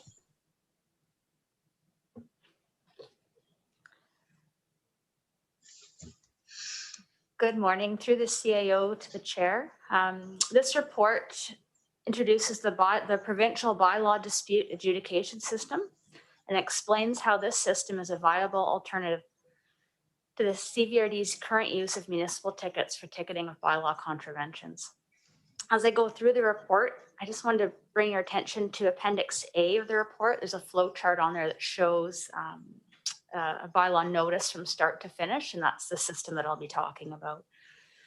The CVRD currently utilizes the municipal ticket information system for our ticketing, our municipal tickets, related to contraventions of regulatory bylaws with fine amounts ranging from $100 to $1,000. $1,000 is the provincial maximum that we may issue a municipal ticket for. The MTI system used by the CVRD does not support effective and cost-efficient compliance or represent best practices in bylaw enforcement. This report provides an outline on the adjudication system and the benefits of adopting the system. Under the MTI system, tickets must be personally served, and if not paid or disputed, tickets can only be resolved within provincial court. In the case of the CVRD, this means bylaw staff must apply for a hearing date once a ticket is disputed. This is through provincial court, liaise with the disputant, direct the collection of evidence from bylaw staff and witnesses, serve legal documents, and represent the regional district in provincial court before a judge or JJP for a trial. Increasingly, local government bylaw matters are not a priority for the provincial court system and are regularly delayed for more serious matters, resulting in added costs and inconvenience to witnesses and staff. It is not uncommon for us to have witnesses, after several months and several delays, lose interest in participating. Delays can often be up to 6 months just to achieve a trial date and are often delayed even longer if something more pressing comes up for the courts at the day of the trial.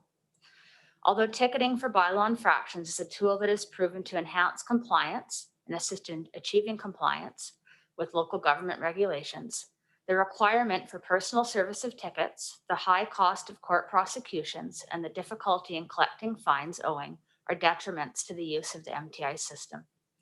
This has become restrictive more so over the recent years, and with high court traffic and having a difficulty in obtaining trial dates for us.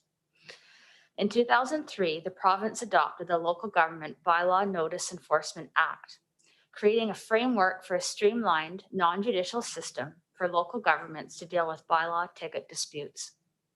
The act was developed to create a simple, fair, and cost-effective system for dealing with minor bylaw infractions through the creation of a bylaw notice. This is essentially a revised ticket from what we're using currently with the MTI, and an enforcement dispute forum dedicated to resolving local bylaw matters. The dispute forum is entirely separate from the provincial court and is adjudicated by a provincially assigned adjudicator. Reduction to the cost and complexity of decision-making in that adjudicated forum. The assigned adjudicator listens to evidence provided by both bylaw staff or other staff, the regional district, and any applicable witnesses. The adjudicator's decision is final. The standard of proof, unlike our MTIs, is balance of probabilities. So the civil scale, MTI standard of proof is beyond a reasonable doubt, criminal.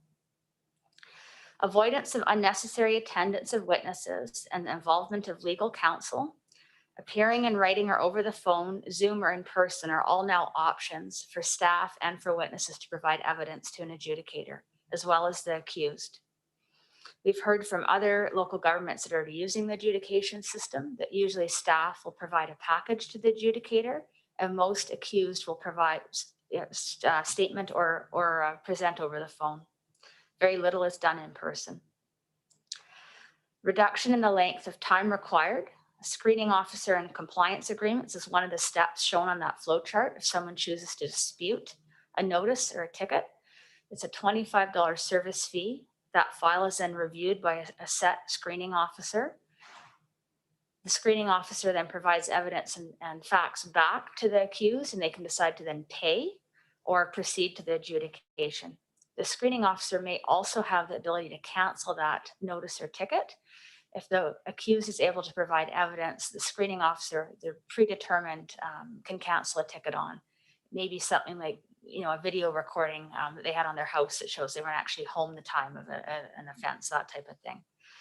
And screening officer would also have the ability to enter into a compliance agreement. Short term, maybe provide an extension for compliance to be achieved and the matter solved outside of an adjudication form. If an accused is determined to proceed through the adjudication forum and is not successful and the regional district's decision is upheld, the $25 fee to dispute is payable and non-refundable to the accused. So that will offset some of the costs for the adjudication forum. The notices are also not required for personal service. As our MTIs are, personal service is required. We cannot leave them on a vehicle or mail them. They have to be served either by a representative of a corporation if it's a business, or on a person. The notices can be served in person. They can also be mailed. They're presumed served after 14 days, and they can also be left on a vehicle. The Act and the authority it provides to establish an adjudication system applies to both municipalities and regional districts by regulation. Currently, more than 125 jurisdictions in BC are using the adjudication system, including recently the town of Comox. Staff has also received acknowledgement from the City of Courtenay and Village of Cumberland of interest to adopt the adjudication system in the near future. If multiple Comox Valley local governments are participating, then there may be an opportunity down the road to have the province approve a joint system to handle all disputed tickets. They run a similar system in Nanaimo, RDN, Qualicum, and I believe Parksville, and there might be some others, all utilize adjudication dates and times set up through City of Nanaimo to run their adjudication through as well. Each local government participating in the adjudication system must pay its own costs annually at $300 to register, and then each adjudication sitting has a cost associated. For the regional district, it would be most efficient to book adjudication every few months and do many at one time to keep the costs down. The cost to operate the adjudication system will be accommodated within the existing budgeted legal fees for each regulatory service. However, there will be some startup costs of acquiring the bylaw notice ticket books at approximately $2,500, and then staff time to develop procedures and forms to use throughout the system. The adjudication system creates efficiencies that will save time and money regardless of the number of tickets that are disputed. The primary savings would be realized in not requiring legal counsel to handle court prosecutions and by eliminating the necessity for staff to expend considerable time attempting to effect personal service of tickets and attend provincial court. This system will benefit a wide range of CVRD functions, including building, planning, bylaw enforcement, animal control, fire services, water enforcement, parks, and could also be expanded to include CSWM, scavenging, and illegal dumping bylaws. Please note that the adoption of this system will not take away this CVRD's ability to utilize municipal tickets. If we so choose, the adjudication system would run parallel to any MTI ticketing and ticketing bylaw. We would not be doing away with the MTI tickets. There is still some instances where the higher fine may be the route to go. And also the other legal abilities that we use, whether it be provincial court prosecutions, remedial action, or even injunctive relief, are still and will still be all options available to the regional district. And I can answer, would be happy to answer any questions on this one. Thank you. And I see Director Arbour has a question. Thanks. I have a few more questions than for the Green Shores one. Just kidding.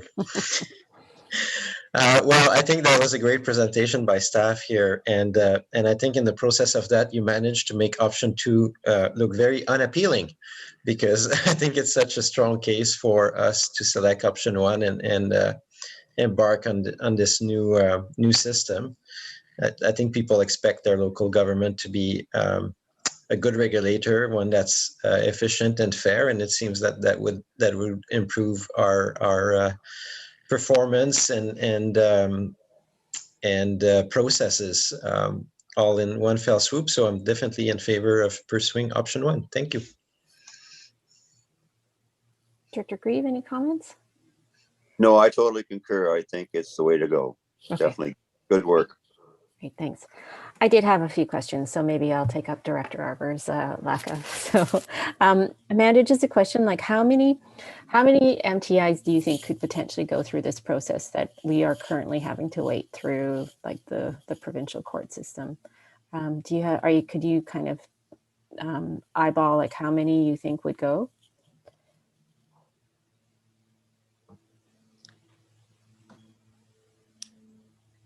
To the chair, it's hard to say how many. So these would be disputed. So a great portion currently, even with the MTIs, people, even when they dispute, will come in and we go through our evidence package with them. And quite often then they will choose to pay that day. Sometimes it's a matter of actually the fine being cost prohibitive to them and they'll maybe need a timeline to pay. We'll also do that. With court fees attached too, I'm also mindful, if it's $100 fine and it's going to cost us, $5,000 to prosecute at provincial court, if a compliance agreement can be entered, we're also doing that currently. So actually disputed, I'd say probably annually around 25. The dispute, I think once it catches on, the fines are only up to $500 for the adjudication type ticket, whereas the MTI is $1,000. But with the adjudication forum set up and maybe even that $25, that's the maximum in the act that's allowed. It could be less, but it's maximum $25. That in itself may be a deterrent to dispute. We're hoping with a more streamlined process and having staff kind of at the helm of booking and scheduling adjudicators that we end up writing less tickets, to be honest, and having more compliance. A lot of people do use the provincial court system. And the delays, if they're already in the system for other areas of their life, they're well versed in those delays, and they do tend to use that to their advantage. You have to remember that in that 6-month waiting time for me to find that trial date, the offense is still occurring in most cases. So having the quicker adjudication is key. But I'd say 20 to 25 probably would save us annually going through that court system. So it's a huge amount of time saved for staff, huge amount of time. The actual trials are 20 minutes. The time it takes staff to run back and forth to the courthouse and book and arrange everything is many, many hours. So it's a great tool for us moving forward for sure. No doubt. And I'm also in full support too. I just would love to get just a bit more information. You said, the criteria for the MTI or for this adjudication system is up to $500 around. Would there be any other criteria that you would sort of funnel people towards this? Like, do you have another flow chart in mind of what offenses get MTIs, whereas which ones you would kind of push towards this system? When there was a pilot project with North Van in 2003, I've been wanting this since 2003 because I participated in some workshops on it. And you're patient. Wow. It was originally designed to deal with parking and barking. So parking tickets and small dog related offenses. Lots of places are successfully using it for more complicated zoning violations. With ours, and we just talked about development permits previous, I think that the criteria for us to stay within the adjudication system would be more those straightforward parks infractions, building without a permit. They're really straightforward. If it was more complicated in zoning, maybe required more witness testimony, quite often with zoning, even expert witness testimony, professional reports. Those are the ones we maybe want to spend that time and go through provincial court on. So that would be, we haven't developed that to sever it, but that's been in staff discussion internally and seeing what other areas have had success with. That's likely what it would look like those outrageous, developments without permits or land use that goes on and on and on. We would not want to be going to an adjudicator. We'd want to be actually looking at having those actions stop permanently. So that would be our other enforcement options as well. Okay, great. And last question is, how soon would this be able to be started if the board decided to give you the green light? there's quite a bit of work for staff now if this recommendation goes through. So developing the ticketing bylaw for the notices, so it'd be a standalone ticketing bylaw from the MTI bylaw that we currently have, as well as looking through which bylaws we want to have participate in that, and some boilerplate changes to our existing regulatory bylaws to correlate that we can have the option of using the notices. Also applying to the province with a recommendation that staff has been given approval to proceed with this. I've heard it can take anywhere from 6 to 8 months to hear back from the province. I realize they are actually stockpiling, so because they have to update the act as well. So they'll wait till there's quite a few applications and then do kind of a blanket update on the act. Comox's delay, from feedback from staff, was they got theirs in right away, but it seemed like they had to wait a bit just so there was enough for them to feel it worthwhile to update the act. We would be named in the actual bylaw notice act as a participating local government. And then a rollout. So it would be quite a fulsome communication plan and some training. So the fire chiefs that write tickets. So honestly, my goal is to have this up and running and tested and training and everything for next year. Okay, so a bit more patience required. Director Grieve. No, I was just picking up on what Amanda said about waiting almost 10 years to bring this forward. And I would definitely support anything that helps her deal effectively with small dogs. Thank you. Thanks. And big dogs or just small dogs? She said small dogs. Okay. All right. I don't see any other questions. On receipt, is anyone opposed? And that's carried. We do have a recommendation that's got 2 parts, and maybe I will read it out and then ask for a first and second. That the board endorse a bylaw dispute adjudication system and direct the preparation of bylaws, policies, and agreements for the implementation of the bylaw dispute adjudication system provided for in the Local Government Bylaw Notice Enforcement Act, and that the board directs staff to work with the Court Services Branch of the Ministry of the Attorney General to request that the Lieutenant Governor and Council of the Province of British Columbia to enact a regulation under Section 29 of the Local Government Bylaw Notice Enforcement Act to apply the act to the Comox Valley Regional District. So moved. Second. Moved and seconded. Any other comments or questions? Hearing none, is anyone opposed? And that is carried. Thank you so much, Amanda, for all your work and your patience. I'm going to call a 5-minute recess, stretch break, refresh your tea or your water, and we'll be back at 5:02. Is that all right? Okay.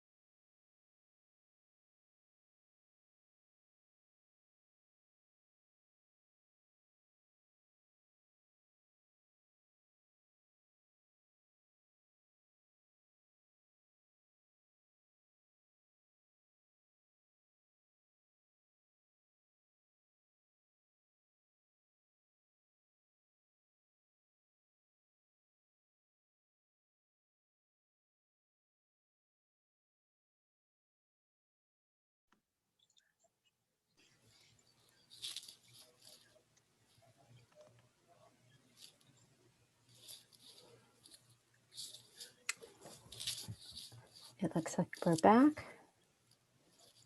We're still live streaming. Yes, just double checking.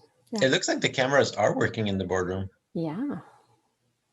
Maybe the meeting tonight will be on. Mm. Or not, sorry, tomorrow night.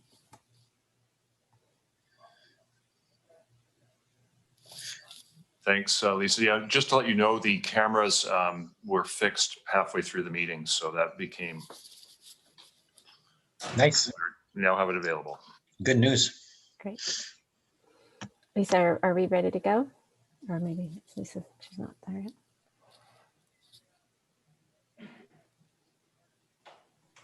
You want a motion to receive number 4? Yeah, I just want to double check that we're not still muted.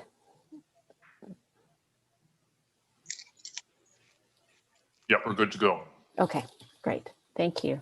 I'll call the meeting back to order.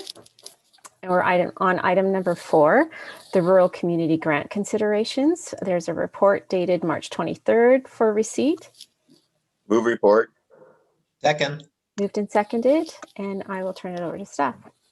Thank you very much, Chair and Directors. And Doug DeMarzo is on the line, and we'll just introduce this report and be there to answer questions throughout the process.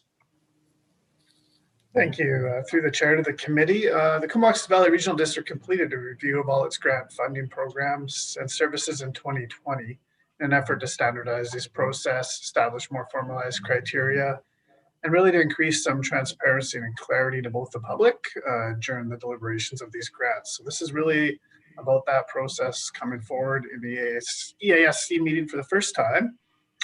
And as we move along, we'll have Lisa, our Manager of Ledge Services, updating the spreadsheet as conversations continue. And for the most part, we'll allow those conversations discussion to be led by Chair Hamir and move forward. But I should also note the second recommendation refers to candidates to be considered for longer term funding. And of interest, you may note is the date of 2023 for the start period for up to 4 years. And this is based on a number of items, including election cycles and stuff that were thought about back in when the original adoption of this grant was to move forward. So with that, I will hand it over to both Lisa and Director Hamir to move through, and staff are available for any questions or clarifications of any comments you may see on that Excel spreadsheet as well. Great. Thanks, Doug. And it looks like Director Arbor has a question. So before we get into the spreadsheet. Yeah, great. Just additional to the staff comment, I think one benefit I believe from doing it this way now in front of the public, but also I would say in front of our staff, because I think sometimes there was not a lot of awareness at the senior managers level about what monies were being distributed to which organizations, even with our CAO. So I think it's actually quite an added value as well that everybody will be in the loop as to which organizations are getting supported and partnered with. Thank you. Thanks to that. I'll turn it back. Oh, and Director Grieve has a comment or question. Well, looking at the spreadsheet, the one thing that's different is in previous ones, we used to show the breakdown from the year before. You know, what a lot of cases they made requests and we moderated the requests, and then we horse traded between us to decide who was going to pay what percentage of this and that. So are you suggesting we're going to do that here now at this meeting? I believe that's what staff are suggesting. Yeah. Well, do we have any references from years past on the spreadsheet? Normally we have the previous year. I don't know if that's something that staff could bring up maybe as we go on to each item per line. Doug, would you be able to introduce what the previous year was, or whether it was an applicant the previous year just in advance of the consideration of each of them?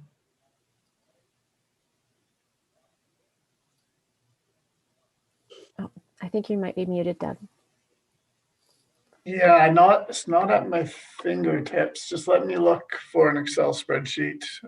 I do have that information somewhere, but I might have to contact the executive director's assistant there to find out, Teresa. Would you want to vary the agenda and move to the next item, bring it back? yeah, I think we might, unless staff have another recommendation, just to allow Doug to do that. It's just hard to remember what we did last year as Yeah. a precedent.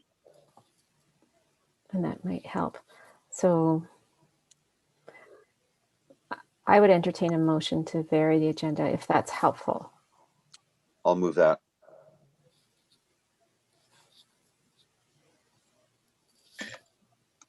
I guess I can second. Okay. Moved and seconded that we maybe skip this item and head into number 5. As long as staff are okay to jump onto the affordable housing if the folks involved are there. That will involve Doug as well. So Oh. we could go on to the roadside collection, but staff may need a bit of time to prepare. Maybe how about the Emergency Operations Center update? Is that all right with everyone if we do the EOC update now? Go ahead. Okay, thank you. And thanks for your, your lenience on this. So this is a standing item for, the chair to just report back to the other directors on what's been happening. I don't have anything of major to report other than the fact that I, first of all, really want to thank staff for their response to, the general community angst that we had. If you recall, spring break, we did have some outbreaks here in the community. Our numbers were really rising, and I don't think it's an understatement to see there was a lot of angst in the community. And at the same time, our hands were really tied because Island Health is really the lead on communications regarding COVID, and so staff really were able to come and rise to the occasion. They think outside of the box, and they just reconfigured communications that Island Health had already put out. So we weren't stepping on any toes. And I'm really glad to see our numbers have dropped significantly since that time of the outbreak. And we are now on to registrations for vaccinations, and we're coming up to the 60 year age group. And so it's been really nice to see that happen. And I think Russell has tried testing out the registration for vaccinations. Do you want to give any kind of how did that work? Yes, the the registration for vaccine is now available online. You can advance register. By advance registering, they will contact you when it becomes your turn based on the age or other rollout. It is relatively easy. They provide you the opportunity of either being notified by text or by email. And I do know those people within the current age bracket that is being vaccinated that have had the return contact information and the ability to then go and register for a date in the future.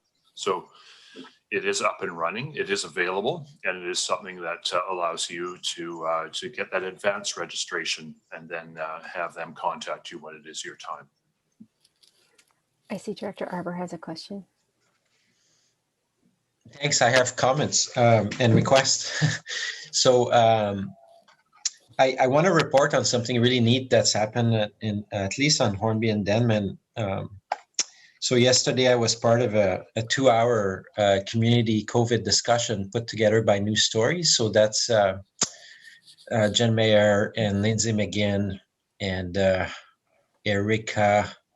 Oh gosh, her last name escapes me right now. It's the first time I met her, but we had 100 Hornbyites on the COVID call. And it was really well organized, and it was an opportunity for everybody to reflect on the year we've had. And they started us with refreshing our memory to go back to a year ago. And so a lot of people offered reflection in small groups and otherwise. And then at the end, we had other breakout groups to talk about some of the lessons learned and what we want to carry into the future. It was a really healthy dialogue. So I really want to thank the Hornby organizations and Denman organizations that made that happen with News Stories. And on the same topic, I remember how hard it was on the islands actually when all this happened last year, and hearing those stories back again this weekend definitely put that into perspective.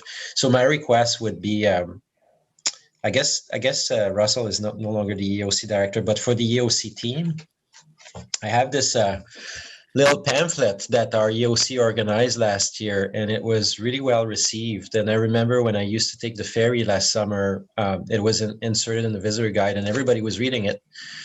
So we've ran out of copies, and there's a request that if we could have a second print.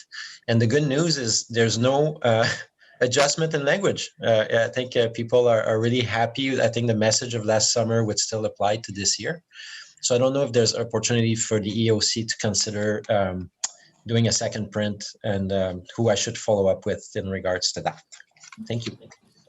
Is that something staff can? Thank you very much, Director and Chair. I will follow up with Howie Siemens, the director, to see about that, and we will get back to you, Director Arbor. Thanks so much, Russell. Director Grieve, any questions or comments? No, except that I managed to get a booking a week Friday, so it is happening. I have some members of Area C that don't have the best connectivity, and they're fumbling around on the phones, and sometimes they get through and sometimes they don't. But it's encouraging to see us moving forward, especially under the threat of all the new variants out there. You can see what's happening in other parts of Canada. Luckily, the North Island is still hanging on pretty good. But I think, again, we kind of delude ourselves into thinking we've got this thing licked. And every single time it seems to rise up again. I'm waiting for the fourth and fifth wave, I guess. But not to be too pessimistic, but we shouldn't be dancing in the streets yet or taking off our masks and hanging out, having chicken wings at the local pub. No, certainly not. So thanks for that comment. It's still very important that we stay vigilant. The young people in our community who won't be eligible for vaccines, it'll still be a while for them. So we still need to maintain our distance and mask up so that everyone stays safe. I forgot to ask for a motion on receipt of that report. So move. Second. Moved and seconded. Any other comments or questions? Hearing none. Anyone opposed to receipt? And that's carried. Thank you. Are we okay to come back to one of the earlier items on the agenda, and which one? Yes, thank you, Chair and Directors, and we can go back to the grants. Doug has the information you were requesting with respect to last year's allocation, so it can help you with that.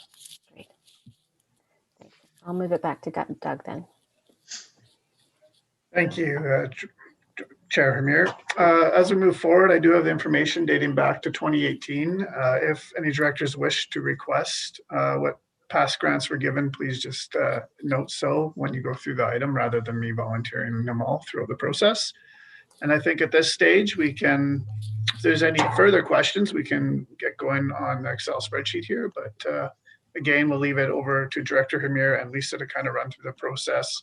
And as a reminder, we're back to the agenda item regarding rural community grant considerations. Yes. And can Lisa, we did move and receive that, didn't? You did. Okay. Yes. Great. So we'll move forward then. And some of the directors, I know I'll have to open up the Excel spreadsheet on my own screen as well. So I'll just kind of be coming back and forth.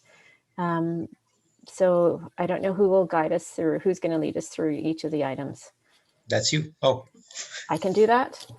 Absolutely. Okay. So the first item on the agenda is the Anderton Therapeutic Garden Society to assist in the construction of a children's garden accessibility, as well as a garden and office/kitchen roof improvement. They are requesting $2,000. That is in Area B, and I had proposed to cover that out of the full 2,000 out of my area. Madam Chair. Yes. I'm trying to get your attention. Sorry. Now, this has to go to the board, Mhm. which board meeting is it actually designated to be passed? I'm assuming The end of the month? end of the month, but I'll just double check with staff. I don't know. 27th of April, the end of the month. Okay, well, just to expedite this, I'm really not comfortable without being able to refer back to previous.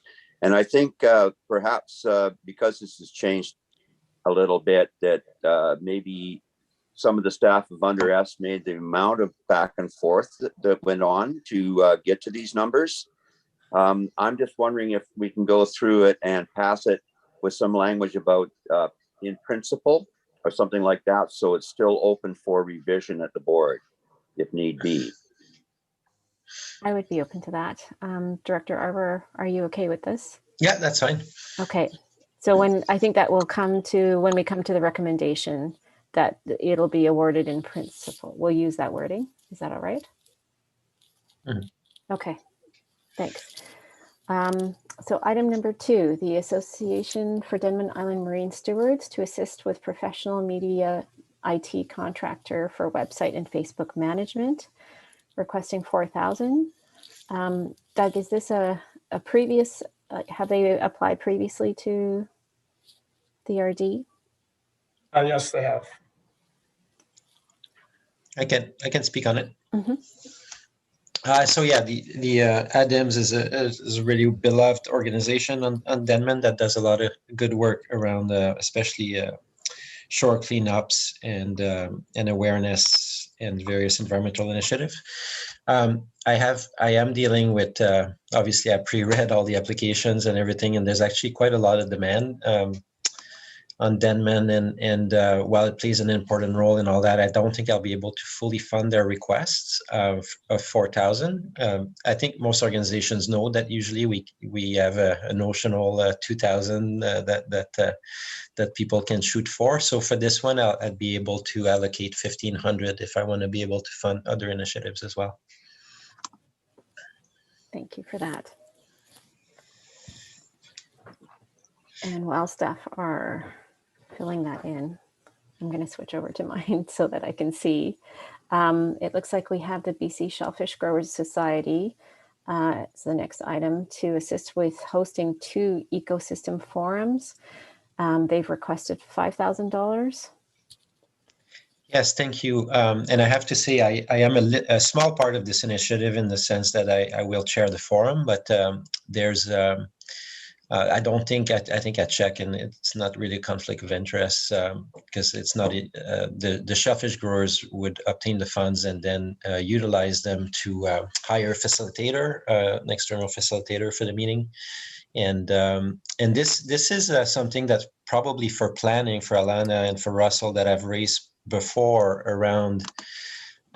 This initiative really comes out of the old Bain Sound initiative that the regional district had, and eventually was picked up by the Allen's Trust and WWF, which is to look at how to best manage activities around Bain Sound. We receive a report this year from WWF that look at all the jurisdictions involved in influence and making some governance recommendations as well. I don't know if staff has seen that at the regional district.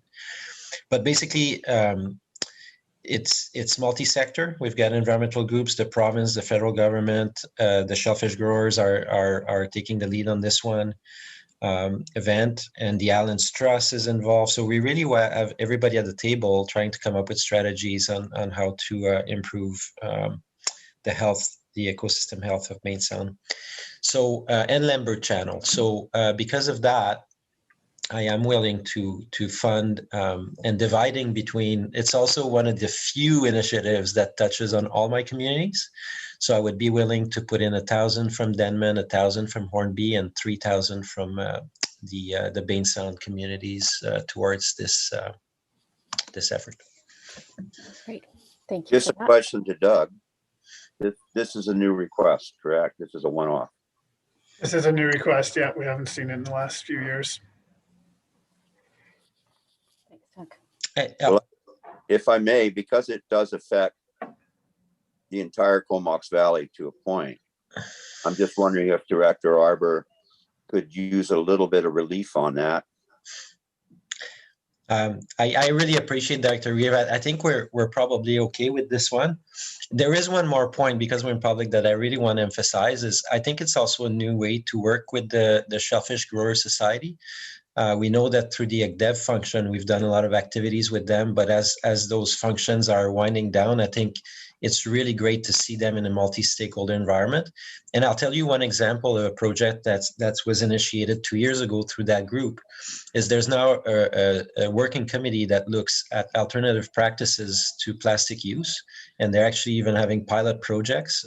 One of the person that's involved with the initiative is called Butterworth, who they just landed a food hub for the shellfish station in Deep Bay, and actually his group has been helping out with alternative practices. So really productive way to work with the Growers Association and producers in the region, other than to fund what we've traditionally done through the ECDEV function. So yeah, but thank you for the offer, Dr. Grieve. I think it does benefit the whole valley, but I think for this small amount of money, we got it covered from Area A.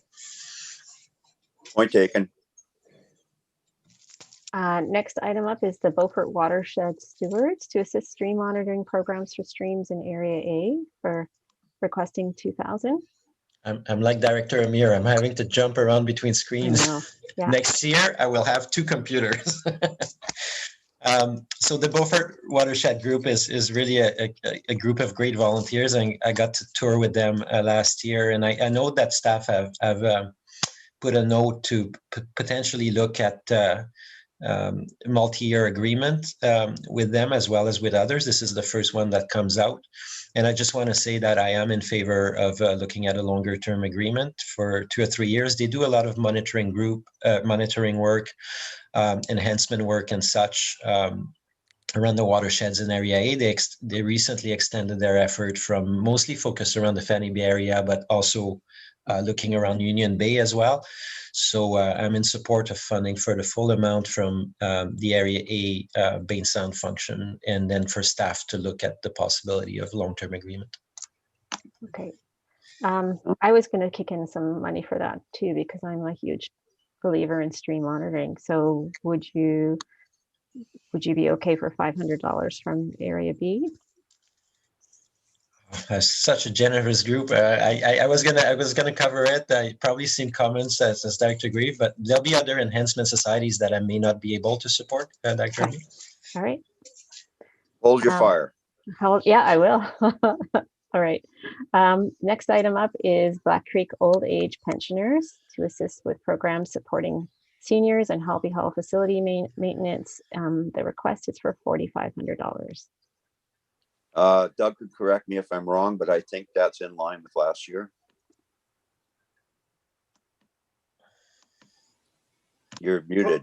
Sorry, that's correct. They asked for 45 and received 45 last year. Okay, then it's a go. Thank you. And that's the full amount coming out of Area C? That's fine, yep. Okay, great. Next item up is the Blazing Paddles Dragon Boat Society to assist with supporting members of the Comox Valley Head Injury Society and recreational programs. Now, I note that that's probably not specifically for an area. I'm going to kick in $500. I think that's was tradition that we all kick in 5. Yeah. Here. I just had a quick question because of the recreational aspect and us enhancing our recreational program. I don't know if staff has had any thought as to whether we could kick them into that other stream, the regional stream for this one, especially because it seems regional in nature as well. Yeah, it would fit well with the Rec Grant Service 600, and that is a possibility. I think there's some unallocated funds there we could redirect if that's what you wish us to look into. Yeah, and also, sorry, one other question I have sometimes is when it comes to those regional grants, sometimes we don't know what the right hand and the left hand are doing in terms of whether the municipalities are kicking in and at what level and all those different things. And it seems this is a candidate where if it got kicked to the full regional table, then it would probably get covered by everybody at the same time. So maybe for this year, I could put in the 500 and leave it there. But for next year, maybe look at the recreation grant vehicle, encourage them to apply to that instead. Well, I'm going to ask if staff feel comfortable that we could cover the full amount from the rec grant. I know I was having trouble fulfilling all of my asks that I really wanted to support this year. So that would be a huge benefit if we could fund that out of the rec grant. I think that's a decision of the board for the most part. We bring it back to the board to consider with the 600 service. Okay. Director Grieve, are you okay with that? We can leave it, as I say, as long as it's in principle. I think we can leave it on the page here. Okay. And if Director from Area B needs a little assistance later on, we can go to. Okay, great. So then the next item up, I believe, is the Comox Valley Head Injury Society to assist with added resources for increasing program costs, including food supplies. They're asking for 1,000. I would say that's a pittance, because all the latest information I read on head injuries is that it actually has huge ramifications all through your life, and they're just now realizing that it's shown that it can be totally life changing. So $1,000. Again, I think we probably went thirds on that as well. Is that right, Doug? Yep. I actually don't see this one in the last year. The last year's grant requests or 2019, unless they were named something else. Might have been if COVID related, they didn't ask.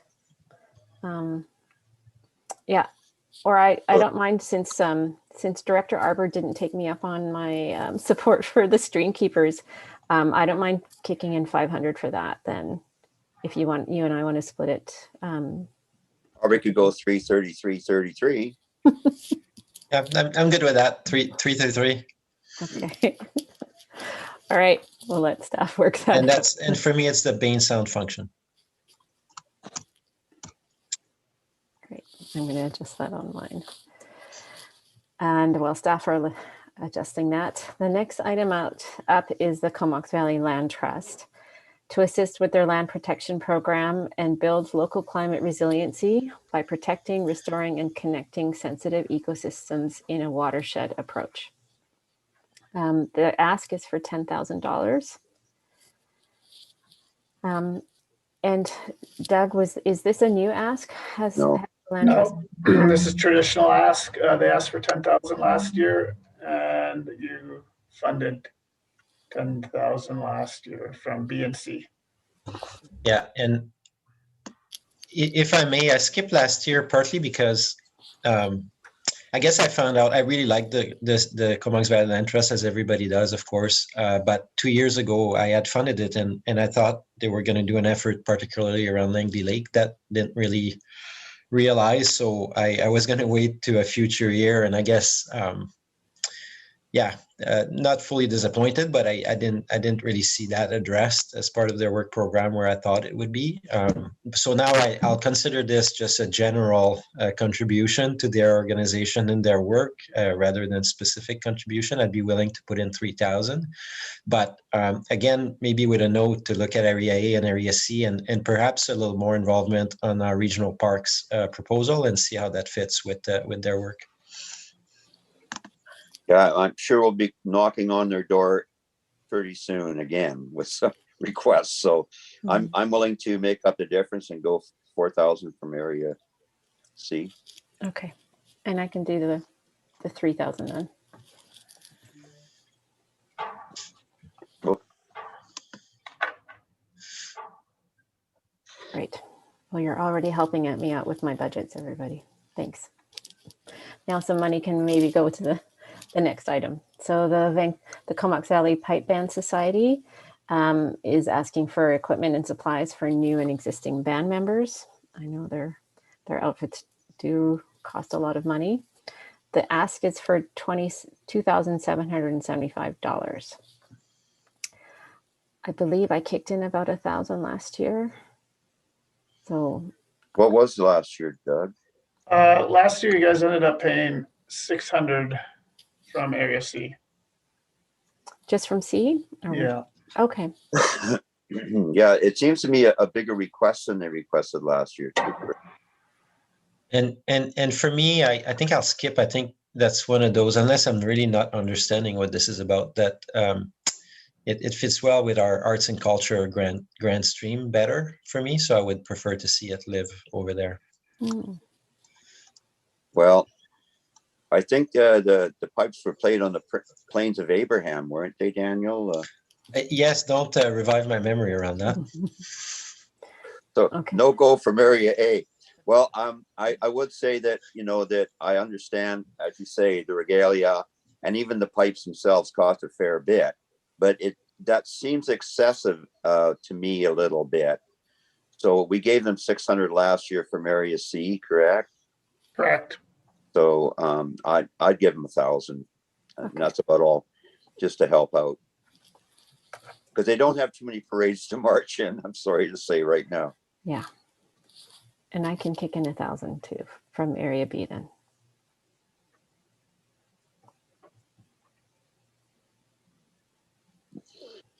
Okay. Right. Project Watershed.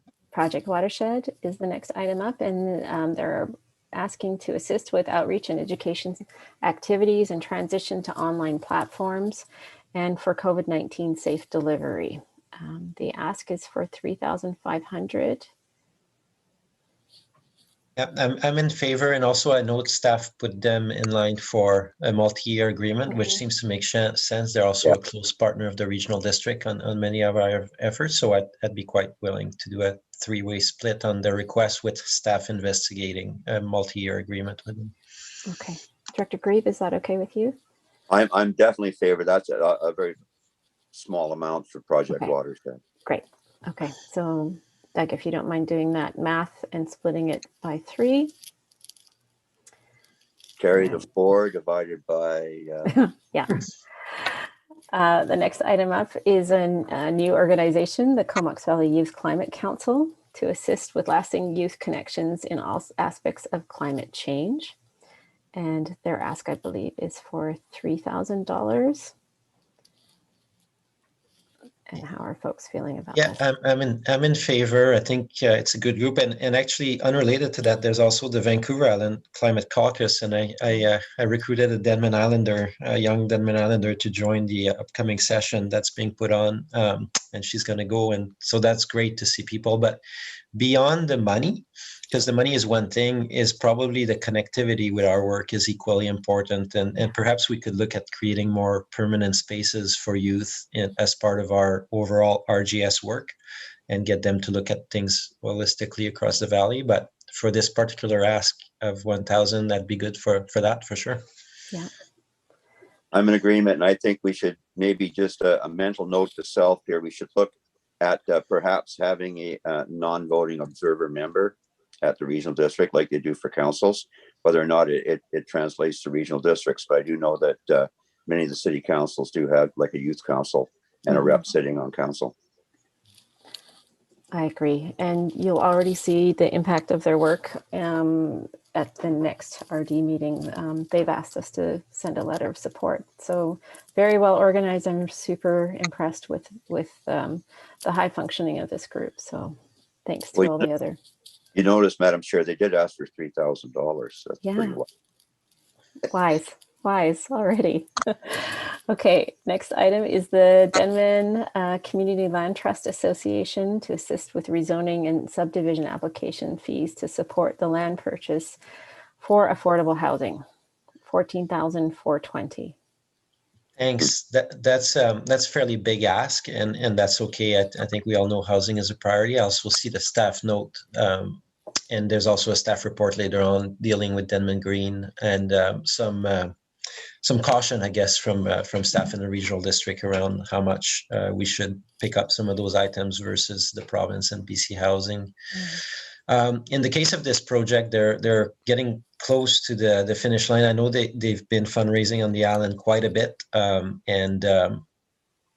it's harder to fundraise right now in the communities. So I don't think I can offer support to the full amount, but I would also not want them to think that we're not supporting them as they come closer to the finish line. So with a little bit of staff diligence, just to make sure that all the boxes tick off, I'd be willing to throw in 5,000 and no more towards their last mile sort of cost towards going through that process. If I may, Madam Chair. Yes. Question to staff. I mean, normally the rationale here points to subdivision application fees to support land purchase and rezoning. So rezoning and subdivision application is basically money that's going to end up in the pockets of other government organizations. And we really aren't in the business to fund or give grant funding to government organizations. So if the land use authority was the regional district, it would be kind of an in-house thing that we could waive. So I just question the rationale. I mean, I definitely support, some of their aims for sure, but I'm just wondering if this isn't a conflict of sorts. I don't know if staff want to comment on that. Might defer this question to Kevin, actually, with the details in there. Kevin, are you able to provide an appropriate answer? He's looking a little perplexed. So I think it's a very good comment to Director Grieve, right? If an organization comes forward with this kind of ask, then we're just deferring the fees that we would normally get. These are fees that would otherwise be paid to the Islands Trust, or do they not have the capacity to waive those fees? Precisely. So with those comments in mind there, maybe I would say, let's save this one for now and take it off the book for now, but it'll come back when we discuss the Denman Green project, because staff also came up with some thoughts and recommendations around what we should do about the housing situation, probably on both Hornby and Denman. So let's reserve it for then and not put it in the books for now. Thank you. I note that there's a number of Denman Island asks coming up, and I don't know if you, Director Arbour, if you want to speak to them individually or if you want to just. Oh yeah, one at a time. Okay. I'll be quick. Sure. Sorry. So then, yeah. Okay, I can take over for the next 4 if you want, Chair. Sure, if that's all right. Okay. So the Denman Island Climate Action Network, again, as you noted, there's a lot of requests from Denman this year, and that's good. That's what we want. But I think to fully fill them is a little challenging. And the Climate Action Network's been doing some good extension work on Denman. I do have a question as to whether we should encourage a bit of a Hornby-Denman approach on the climate stuff, but that can be outside of this discussion, maybe for staff and myself to talk about later on. But I'd be willing to fund $1,500 for the Climate Action Network from the Denman function, of course. For the Education Society to assist with building a covered recreation space, we've already contributed significantly to that project and helped leverage our CVRD dollars to attract the province with a major grant this fall. So I think they're looking at a $90,000 project, and it's well underway. I know they found that with rising costs of materials and such, their estimates have gone up a bit. So I'm happy to help contribute a little bit, but not the full amount. So half of that, the $1,500 from the rural grant, would be, I think, appropriate, just to help them with the extra costs of especially wood and such has really gone through the roof, so to speak. And again, making sure and then when I say that, I assume that as Doug goes through all these things and with these organizations, we make sure that there's no double dipping or anything like that, that the numbers check out before we sign those agreements. Because sometimes people apply to us and then they apply to other things and then the other funds may come in. So, but I'd like us to be able to help a little more on this one. And finally, Oh, there's two more. Okay. The farmers market to assist with the safe operation of COVID, which has meant, they've added extra capacity, a coordinator, all these different things. And I think that's broadly supported on Denman Island. So again, not able to do the full amount. Otherwise, that'd be way over budget, but 2,000 for the Denman growers. That might be a three-way split too. Yeah, I can see what I can. If Oh, you've got really? some Okay, well, leftover. if the fellow directors want to support farmers market on Denman, that's encouraged. We support food security. Okay. Do you want to make up the rest, or do you want to do three-way split? Let's do three-way. Yeah. Three-way. Yeah. Oh, really? Yeah. Okay. Wow, you guys are awesome. Okay, well, we'll make sure that we have that is noted in the community that Area B and Area C decided to contribute to that. That's wonderful.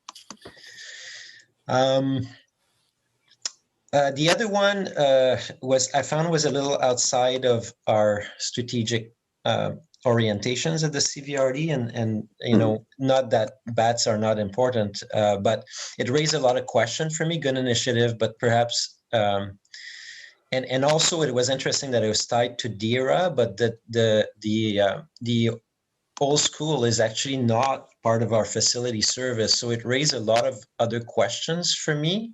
It's a very important building in the community, but we already have the hall and the rec center across the street in the facility. So I would opt not to fund it at all, but to have a bit more conversation between myself, staff, and the association to understand what is the future of that facility that is well utilized. Is that something that the community would want to bring in the facility service?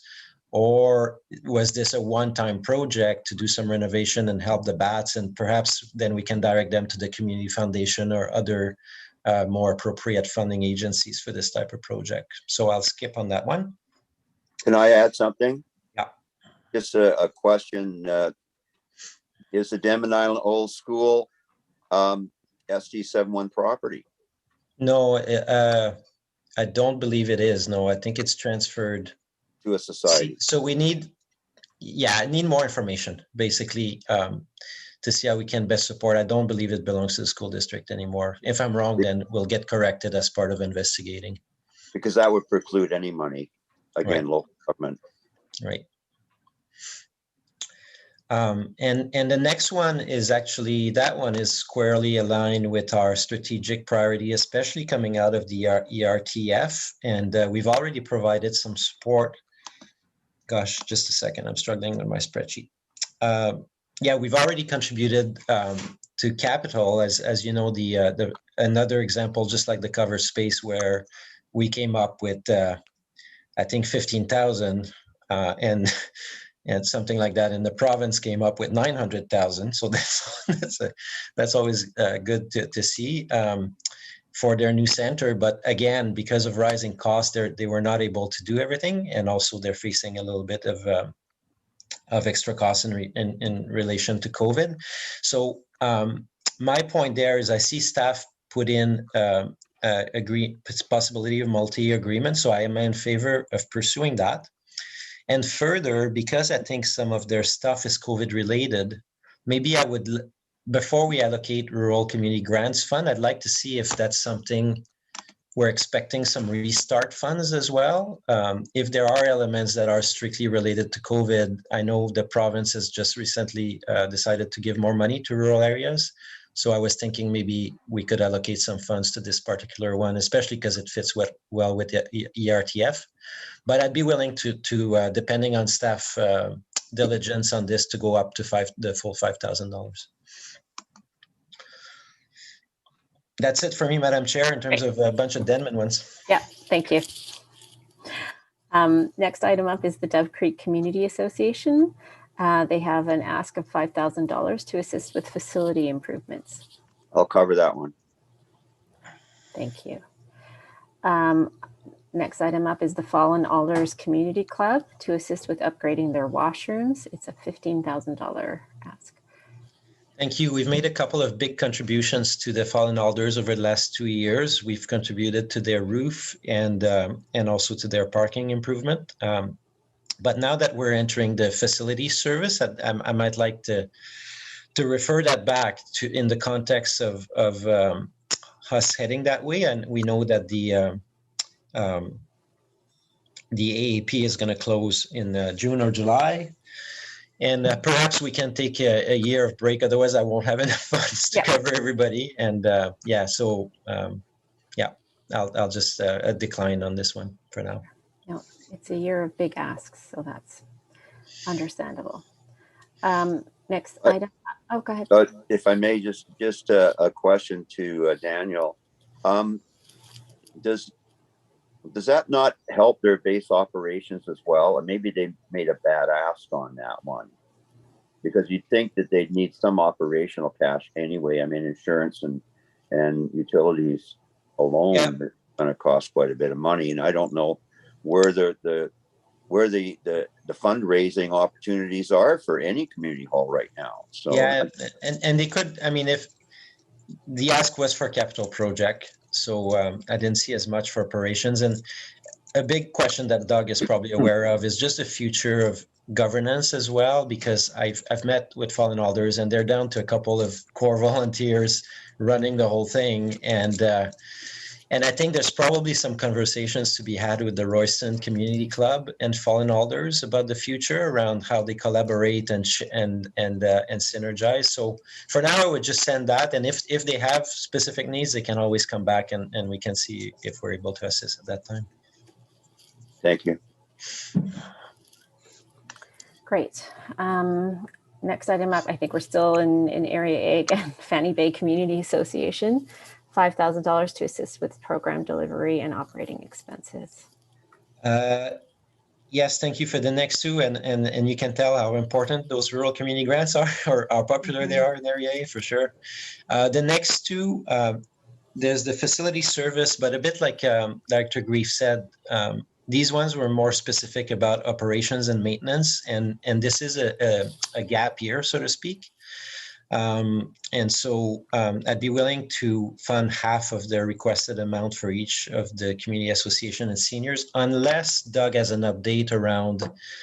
I mean, I just want to reconfirm that if the AAP goes through, it won't take effect until 2022. Is that correct? Correct. Yeah. So in this sense, I'm happy to fund the 2,500 each for their operations to gap to next year. Yeah. Thank you. Now while Doug's filling that in, the next item is the Friends of Strathcona Park to assist with completing an 18-month study to access around and within Strathcona Park. The ask is for $10,000. I would like to ask Doug if he has the figure from last year. I know they were building a campsite or something last year. Yeah, they didn't actually apply for funding through us for last year. Okay. I seem to recall them enough. Let me check the prior years. Yeah, no, I know we've given them money. Yeah. Yeah.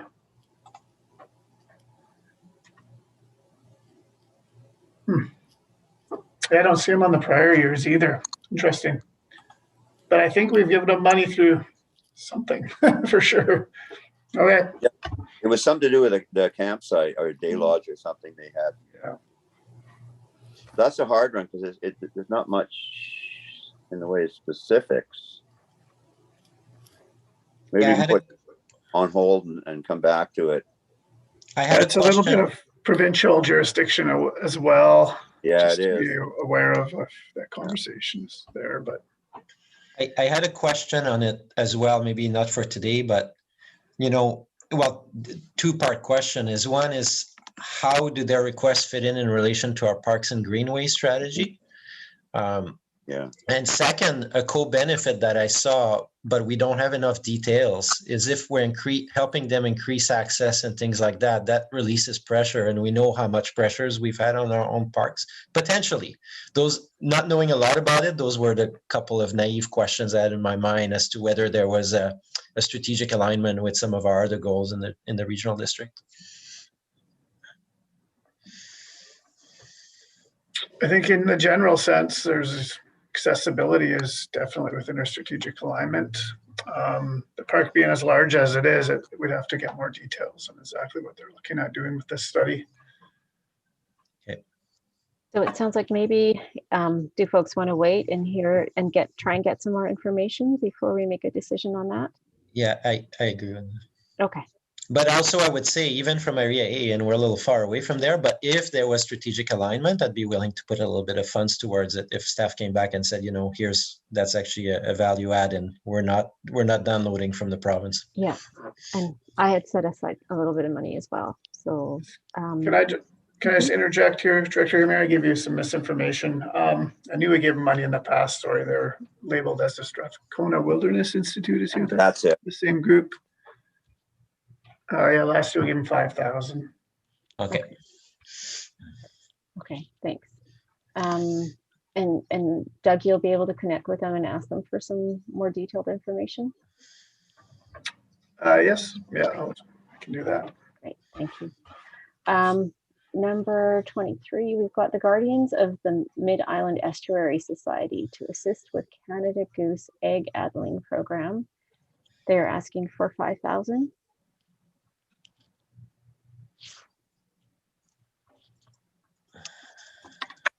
This is a new request. Yeah, I don't recall any Canada Goose projects before. So are these migratory birds, or are they the resident birds? Madam Chair, just a little bit of information I know offhand that Canada geese are resident and becoming more and more a problem, especially in terms of their impact on farmers' fields. And so I think groups are organizing, and this is just the beginning of what you might see as not major, but minor requests of support for programs like this that are trying to do it off the back of volunteers. So is it an egg culling? Sorry, I'm pulling up the file. Yes, No. what you do in an addling is to shake the egg and break the embryo, but put the eggs back so that they don't lay more eggs. Huh. But they then end up spending their time and energy looking after eggs that won't hatch. Look, comments from our farmer on the board here. Well, you've got your farmer CEO too. I mean, I've seen this type of program on the Lower Mainland too, where they've also got a big Canada geese issue. But I hadn't put any money aside, but now that you're framing it that way too, I can see some of the benefit for our local farmers. I just didn't know much about the Mid-Island Estuary Society. Doug, have they applied to us before? No, but they've been in discussions over the years with the Parks Department and a larger program up in the central North Island here. I don't recall if they replied just before. I don't see them on our list again here. Yeah. This might be a good discussion if we could have it with the Farmers Institutes or through our AAP or AAPC, CP. I have a further going through their application, which I must admit this one I didn't go through as fully on first pass, but I see they make a very strong number of references to Comox First Nation, including that they would help train Comox First Nation in implementing this type of program. So if this could be included as part of our monthly checkup with Comox, and if we found that Comox was indeed interested, I would have absolutely no problem funding this. But if they submitted an application to us using Comox First Nation and all that, and we find that it doesn't live anywhere in Comox First Nation, that might actually be a red flag for me. So maybe we ask for some more information on this. Director Grieve, are you okay with that if we come Yes, back? I am. Great. Okay, so the next item up is the Hornby Community Radio Society to assist with building accessibility improvements, $2,500. I need 3 screens because now I've got everything going, all systems going. Yes, the next few ones I guess are Hornby related. So yes, the radio is still very much a going concern. So many people gravitate around that hub. So I'm happy, and because it's tied to accessibility, one of our strategic priorities, I'm quite happy to fund the full amount. The And next Arts Council. Yeah, and that's all Hornby function, obviously. The next is the Arts Council. Big year for them. They've got they cut their trees last month. Doug and I keep receiving their monthly reports. And I guess through investigation of at our last meeting or 2 meetings ago, neither the ECDEV or the thing went forward in terms of their longer term operating. It would kick in next year. So so on that basis, I'm happy to fund the full amount as a transitionary year while they're doing a lot. So the 5,000 is fine. The next one is a slightly complicated one, and looking at staff. So High Seek no longer, well, they have a temporary office right now at the Thatch, but there is an opportunity to collaborate with the school district for an admin building that would also host natural history. Doug may be more in the know than I am at this stage, but I would actually prefer not to allocate those amounts today, because the kind of sum that they're looking at to secure a building is probably like 100 grand. So I think I would need to understand how everything lines up, whether it gets built into their ECDEV service instead of rent or whatnot. But unless Doug has new information, I would propose to just not fund this one at this stage. I think that's a safe approach. School district, I think, is still reevaluating their population of students and if what's going to happen with those buildings again. Oh, interesting. Interesting. It's true that we're getting more kids. Okay, so let it rest, but let it not be forgotten. Because I'm sure High Seek still needs an office at somewhere at some point, and it's very hard to find offices on the island. One more for you. Okay, this one is well, I had something. Was there a staff comment beside that one? The one above the 26th, there could be a potential reserve contribution from the High Seek as well. Yeah, gotcha. And this one, you have a similar one as for the Denman one for the Hornby Island Housing Society. I'm actually meeting those guys later this month. And a little bit like Denman, there's bigger questions around the role of local government moving forward. For me, the 3,000 for the septic system is a little hard because this is for the existing elder housing development, and I would have assumed that those costs would be covered as part of their operating model. So probably things to bring forward. If staff wants to accompany me at that meeting, you're welcome to. Otherwise, I'll report back after. So for now, 0 allocated.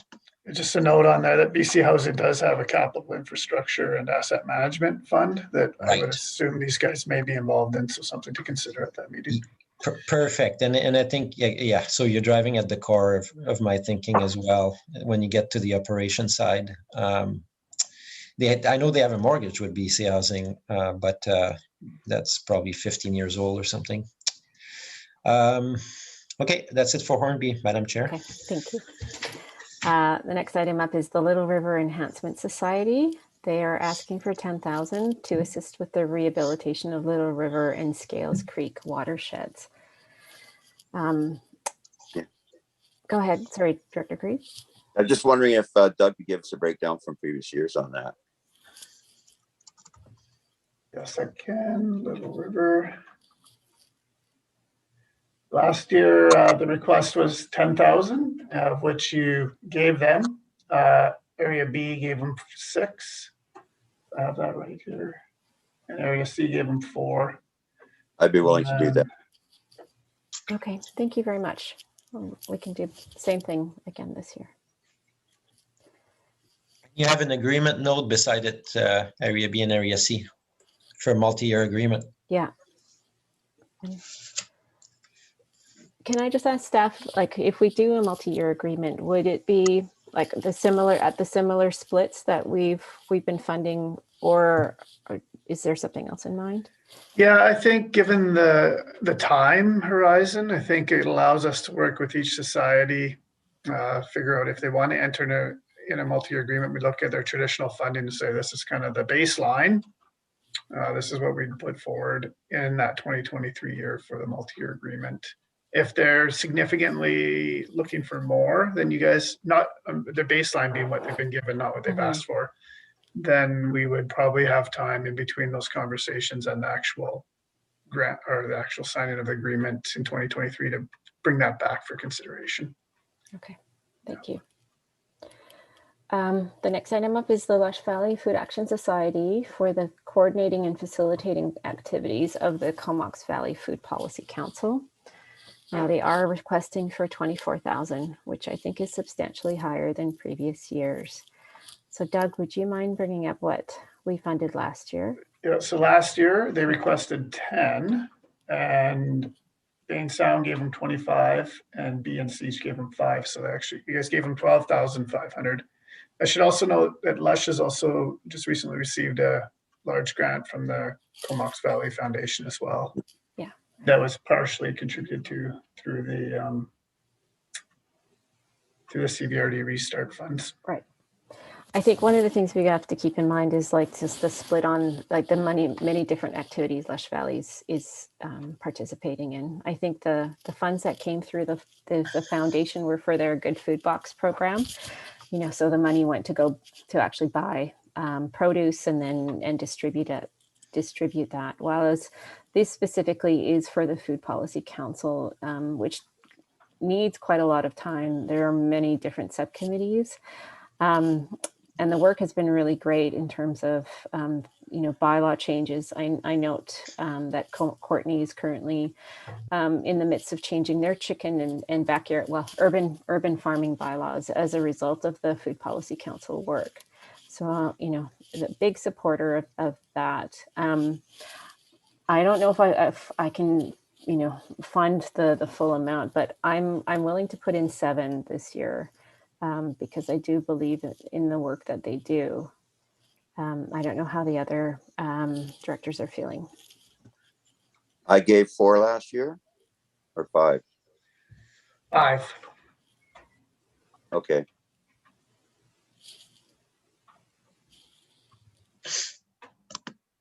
I'll increase by a cola. Is that a cola? What's it called? A cola? I'll get it up to 3,000, recognizing the good work of the Lush Valley. It is a big ask when I saw that, and perhaps they will come back. I know they come and present at the regional district, and I think it's one of those things that may be worth considering regionally. Because I have questions as to what the municipalities may or may not be giving them, and you know me very well. I'll be quite upset if I find out that the rural areas are contributing more to their budgets than Courtney or Comox. Thank you. I'll just note that they had Lush Valley, not for Food Policy Council, but for their other work, put in a $100,000 request to Courtney. So this is peanuts in comparison. Do you know if it was funded or not? I don't think it's been decided yet. Okay. Go ahead. Madam Chair, I'm just wondering, do you want us to take a look at just the total ask that they have had and where they are getting their funding from, or is that not clear in their application? Does there need to be more information? And just also to draw to your attention that we are providing them free of charge the facilities at the curling rink too. Yeah. Again, I don't want to conflate their work with the Good Food Box and the work with the Food Policy Council, because the curling rink facility is Good Food Box. So I don't know if it pertains to this specific ask. But if staff would like to, split that up, it's not a big thing for me, but do the other directors are interested in that information? To the first part, yes, because the CEO said, do we have a clear picture of what they're asking elsewhere? We hear a bit of information from Dr. Amir, but it's not highlighted in their application. And again, because it's regional in scope, I think it's useful for us to know the partitioning of it all. Perfect. Thanks for that. Yeah, it would be good to hear if Comox or Cumberland are also kicking in, because their elected officials do participate on that Food Policy Council as well. So, But otherwise, yeah, I'd be fine. If it all checks out, I'd be fine with getting the 3,000. So CAO, would that information be available prior to the board decision at the end of the month?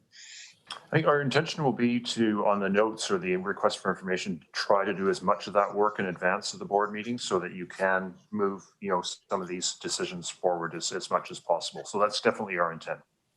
Thank you. Thank you. Next up is the Merville Community Association.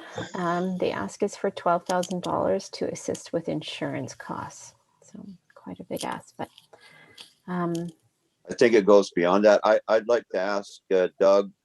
I know that Merville Hall, in addition to wanting to get their kitchen upgrade to VHA or Island Health standards, they also are trying to get a washroom for their farmers market, an outdoor washroom. I'm just wondering how the stars are aligning for that one. The washroom stars are aligning that they will receive some money. I'm not sure if they'll receive as much as they have requested, as we have had some interest from other community halls too. They're just working through their finalizing if they're actually truly interested to make their application, but it could be less than what they originally requested, which was 20,000 going forward, just outside of this process. If you recall, last meeting or during the budget process, the comfort station, the directors decided to dissolve it and looking at outdoor comfort stations. So we said we report back. So that's just the preliminary findings to this date. Nothing is finished or formalized yet. Because I would note that it is for a farmer's market, not exclusively, obviously, but for the main part, and not baseball games. Well, I'm certainly willing to fund that. I'm hoping maybe that if further requests come, if you need a few more to make the hurdle for their outdoor bathroom, then maybe I'll have a few funds left over for that. So $1,200 to get them out of the scrape they're in now. 12,000, I think you're referring to, Director Green. 12,000. Yeah. I'm sorry. okay.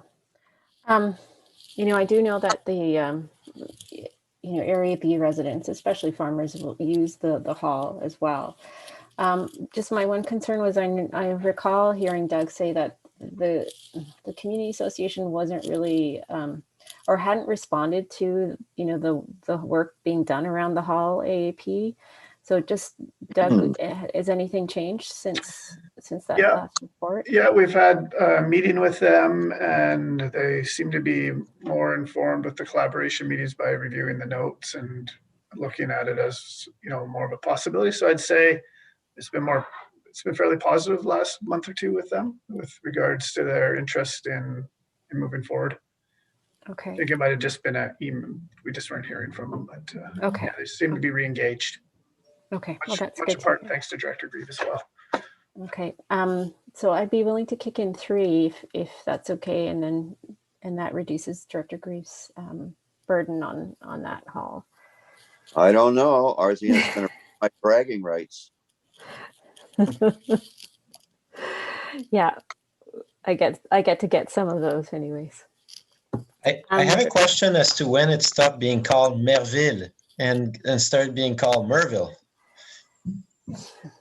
Well, all the soldiers returning from Merville de Bois couldn't speak French very well, except of course the usual stuff that soldiers say.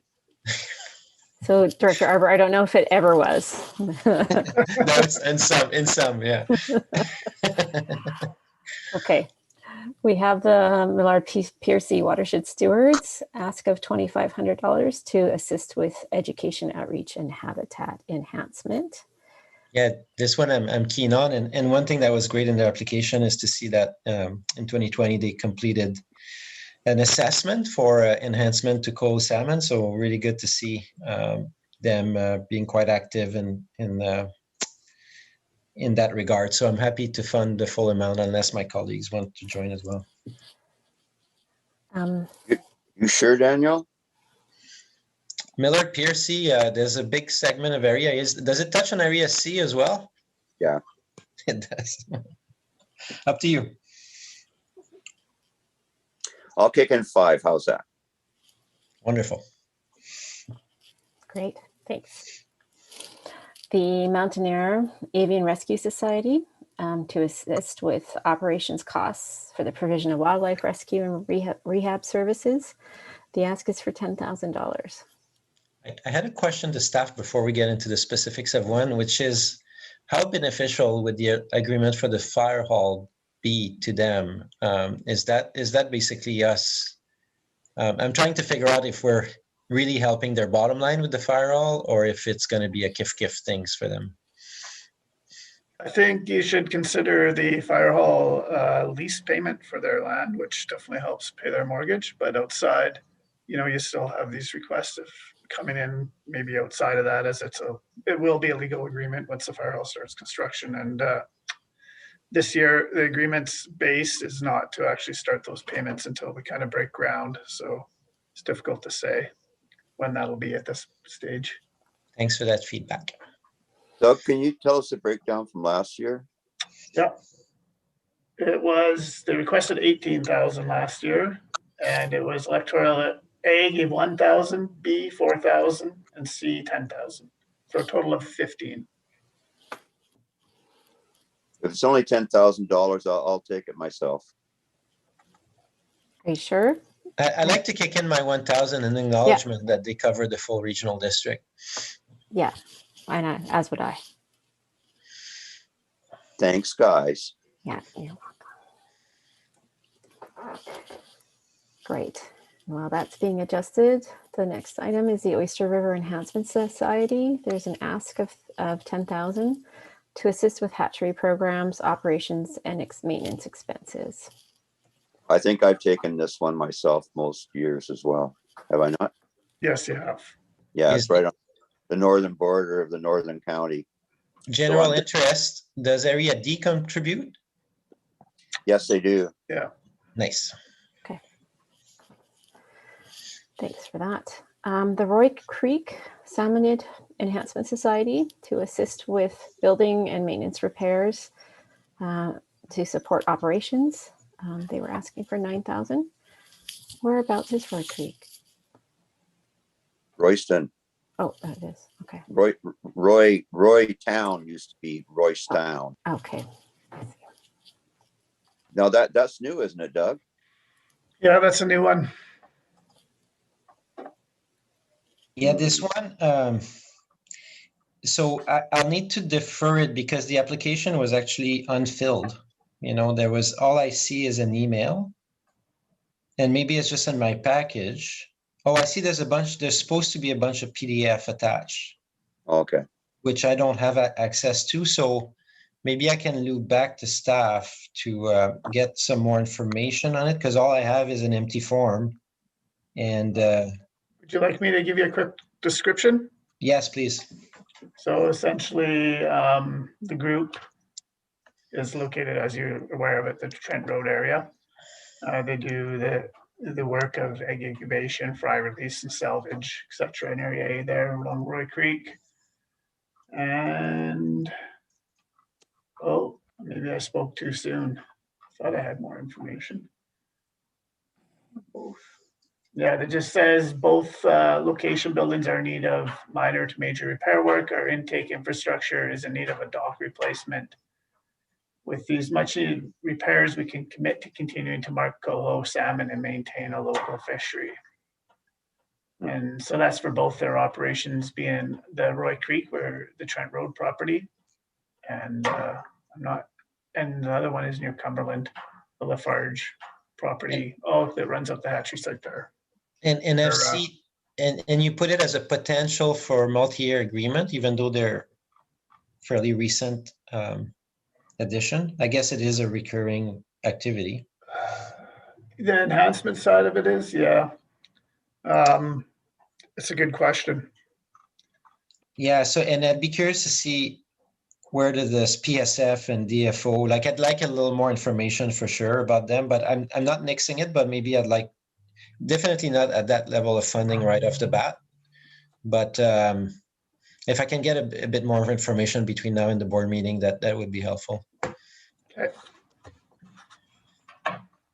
Yeah, this is the first I've known they even existed. Okay, so I think staff will come back to us with some more information. Yes. Next up, we have the Royston Community Club and Recreation Commission. They are asking for $7,000 to assist with the continued restoration of the general building and maintenance. $7,000. Yeah, so I'm willing to fund on the maintenance side 2,500, but again, defer the big capital projects until we get into the facility service, because I think we're with the rest of the halls, we're going to look comprehensively at their work with them to make long-term capital plans and requisition level and all that. So probably just cover 2,500 for this year. And again, we have contributed to the club in capital projects in the past when a service was not on the horizon, but I think I'm changing my tack a little bit because it will be best for those conversations to live inside the hall service if it gets through the AP process.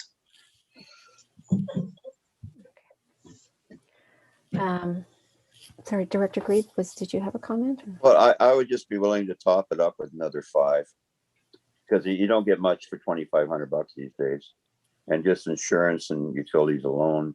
Like I say, what do the halls do to raise money these days? I mean, they can't even have the Boy Scouts meet in the hall. So We have the Saratoga Miracle Beach Residents Association ask for $10,800 to assist with mosquito abatement measures within the Saratoga Beach area, as well as supporting, well, I guess expenses related to the mandate of the community society. I'd be willing to fund the whole thing at this point, because next year, with any luck at all with our AAP, we will have an actual service to help with the mosquitoes. So this is just bridge funding so they can get on it right away before the larvae get to hatch. Okay. Early release as well, right? Yeah, there it is. Perfect. Okay. The Strathcona Wilderness Institute is asking for $5,000. It is different. It's different, yeah. Yeah. $5,000 to assist with program delivery and travel expenses for volunteers. $5,000.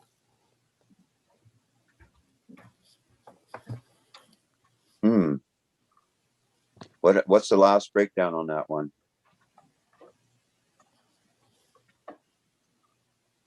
It was more of an ask last year. Was it 5 last year? It was 5 last year, and it was 1,000 for A, 2, and 2. Hey, I'd be good with that again. Yeah, as would I. So just to note the Friends of Strathcona Park again, if we maybe can we take a second, go back up to those notes. And you have it as an agreement. And you have it as an agreement candidate, so I assume there'll be further conversation and investigation. So it's on that basis, I would say, let's move forward and see what comes out of the other end in your conversation. Is that fair, Doug? Or I think there are 2 different groups. I think I may have confused them. okay. Yeah. So Okay. Lisa, can we just make sure we capture the comments on the Friends of Strathcona? Can we just go back to those? Sorry for the confusion.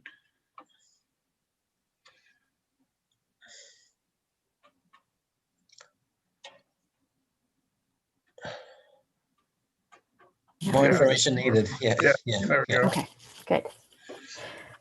We were thinking we hadn't heard of them. So. And you can always go back to the YouTube video to see all of our comments on the specific items. That's right. We have the Alberni Project Society to assist with historic commemorations. $2,000 ask. I think we traditionally give them 1,000, don't we? It was Last year 1,000 was last year. 1,000. Yeah. And it's located in the city of Courtenay. So I'd be willing to contribute, but Do you want to split it 3 ways? Are you up for it, Daniel? 333.33. Dr. Grieve had to say it's in the city of Courtenay, and I'm thinking of the number of organizations in Area 8 that the city of Courtenay funds. Yeah, let me think. For 300, the museum, it is a regional benefit, and I'm happy to do it. And I'll go myself because I've never been, so I'll go and check it out as well. Sometimes it's hard to fund things that you don't know very well. Yeah, and it's down for the arts and culture, isn't it? Oh, I see. Is it not? It's museum after Yeah. all. I Yeah. don't think it's part of that funding No. currently. So here's something interesting is something they did really well is that they actually provided us a breakdown of their income. And BC Gaming 9,000, municipal grants 1,000. So we may be the only ones contributing to it, and the municipalities are not putting in. Royal Canadian Legion, gift shop sales, gaming society, or maybe it comes through gaming grants through for their Courtney. for the municipal contribution. So and that would be 9,000. So I'm okay. I'm okay with 1,000. I can put in 333. That seems fair. Okay. But feedback for staff is really nice when applicants provide their sources of funding for the prior year. Just a few more left to go. The Solom River Restoration Society, there's a 10,000 asked to assist with the recovery plan for the Solom River. I'll throw in 7. Okay, I can do 3. Oh. Okay. Were you going to say something, Daniel? No, I almost had a heart attack. You know, sometimes I confuse my rivers and I'm like, oh, this one's in area A. And then I kind of woke up and I'm like, no, it's not. Yeah. Thinking of it, Sable. You're off the hook. You're off the hook. Is it the same as last year, isn't it, Doug? Same breakdown? Last year you guys split it 5 and 5. There you go. And I'm okay to do that, Edwin. Would you prefer? Because, I mean, the Solom's also area B. I thought the Portuguese Creek was a dividing line. Yeah, I know, but it's the same. It's the watershed, I guess I'm thinking of. I'm okay with 7. Okay. We've got lots of other things to do. All right. Union Bay Community Club and Recreation Society or Recreation Association, and asked for 4,000 to assist with facility improvements. Okay, so this one has seen a lot of the regional district in the last year, and it's great. It's exciting. I know people in Union Bay, like we've helped so much. We've helped with the childcare space, with the kitchen, with different things, and it's great to be in partnership with those guys. They do a good job as well at really good cost. And but I think we should. The same comment that I applied, if I'm going to be even with everybody in Fanny Bay and Royston, that on the capital side, let's wait till we're into the facility service for further contribution. I also know they've got playground. I mean, Doug is probably getting emails all the time, or at least once every couple of weeks from them around different aspects that we can help. So for now, I'll just take a pause until we have a bit more of a strategic roadmap, especially after we finish the EAP process. So we'll skip that one. And last but not least, the Youth and Ecological Restoration Program, $5,000 ask to assist with training at-risk youth in ecological inventory techniques in the CVRD area. Go ahead. Yeah, no, I'm happy to. I can't remember the split, but happy to contribute. And I see that it's got a candidate for an agreement for multi-year, and I'm in support of that as well. Mm-hmm. Director Grieve, any comments? No, I think that's Pratella, isn't it? Yeah. Yeah, that's Wendy. Yeah. No, I'm totally. Does great work. Yeah. I went on a great tour with them, even with COVID last summer. Having a look at Goose Spit, they did a great job with youth there, and yeah, really, really happy to support this. So, what was the split? Last year it was $1,650 each. Perfect. Can I just up mine to 2,000? I just, we'll give Wendy a little extra to. Can you lower mine to 1,250? No, just kidding. Yeah. You need it for your community halls. They're going to be starving and have to turn the lights off. I know. See, this is one of the positives and the benefits of not having a lot of community halls in my area is you guys are shouldering a lot of that. So, but it's creating that hall services, if it goes through, if the electorate approve, is going to make a huge difference too, to have stability and not have it in the yearly grant and aid rural community grants allocations. Yeah. Well, do check them out if they are in need you know, obviously that won't be till the 2022 budget. So if there's, if this pays out in August, then it may be something timely. But check it out, because I'm certainly willing to help out in any community hall anywhere. I think they're very important. So before we moved on, I just wanted to see if any directors wanted to circle back to any programs. Director Arbor, did you have a question?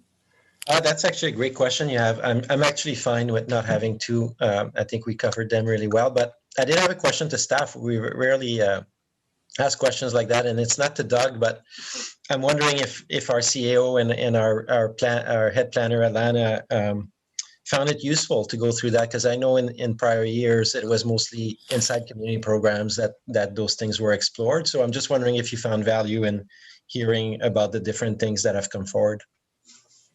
Absolutely, and Alana's shaking her head as well. Thank you very much for including us. She's shaking her head like this. She never wants to do that again. No, like this, nodding. Like this. Yeah. Thank you, and thank you, Doug, because I also want to thank Doug, because he's holding pretty much all these relationships with contracts and due diligence and all that, and huge value to the rural areas. That's one of the main things I hear is people appreciate this program and the support of the regional districts to our rural communities through the rural community grants.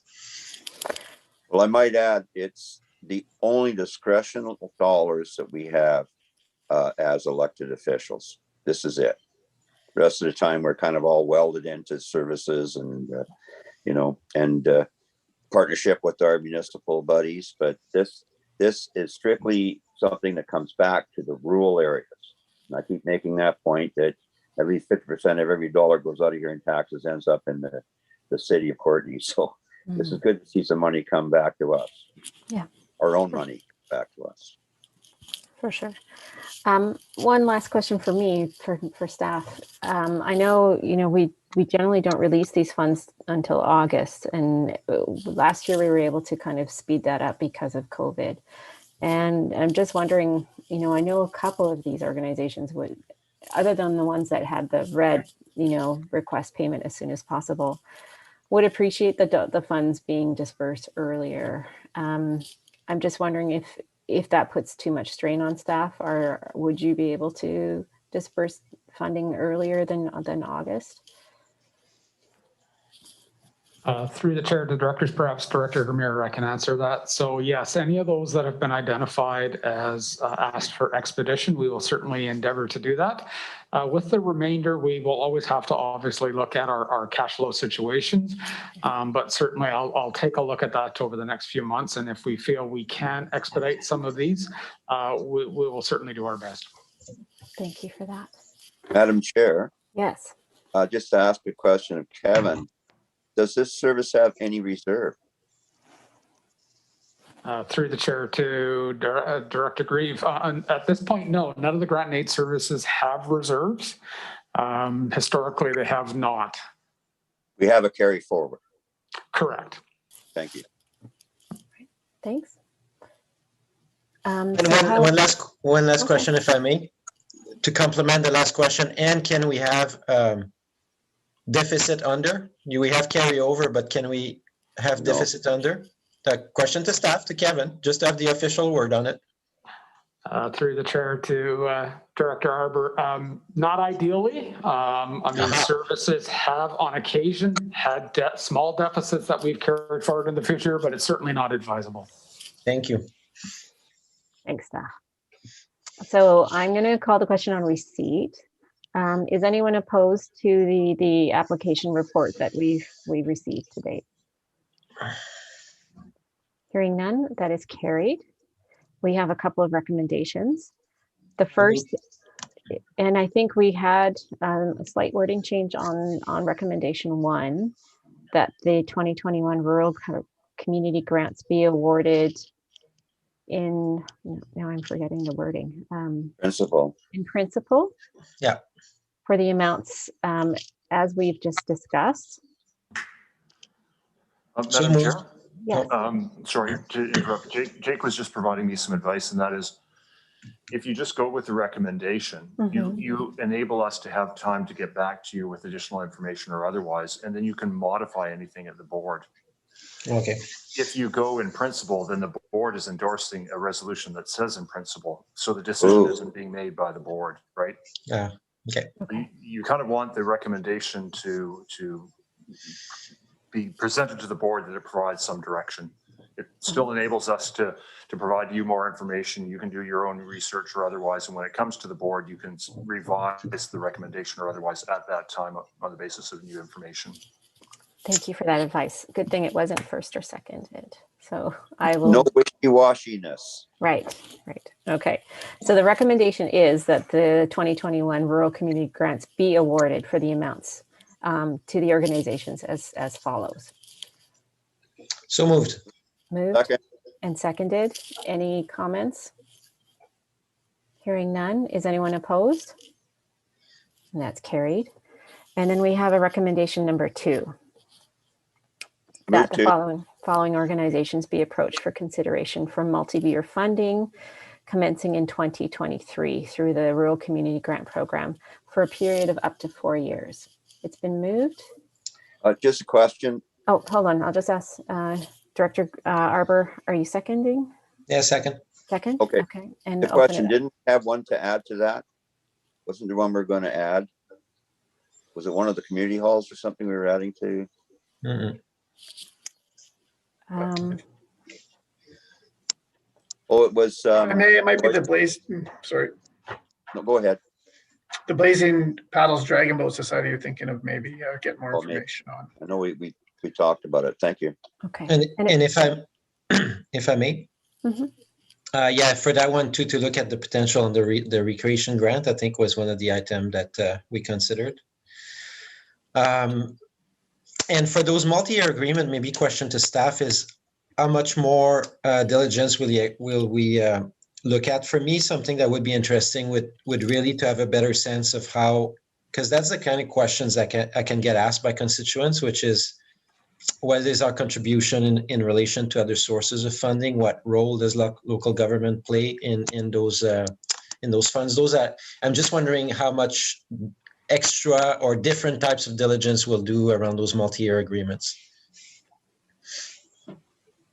I can start and Kevin can maybe add some more. I think there will be a little bit of extra due diligence around some of the reporting aspects and around the finances. So you would expect to see some more thorough budgets that would be typical of any society, just presented in a paper form on an annual basis to us to make sure our funds are being expended appropriately within the confines of the agreement. Kevin, did you want to add anything more? Through the chair, no, I would concur with that. I mean, I agree, Director Arbor, that we'll want to make sure we do an appropriate level of due diligence with any multi-year agreements. And from a personal perspective, I'm always interested in making sure that we are looking at how these organizations are funded across the region, and are we getting, kind of the biggest bang for the buck, and are we doing it in partnership with our regional partners? Thank you so much. Thank you. Thank you, Director Arbor. And I'll just put in a plug, having worked for nonprofits in the past, how important it is to have a stable source of funding that can then be leveraged with other higher levels of government funding or through other grants, when you know that even if it's just a few $1,000s, can often be leveraged by many times.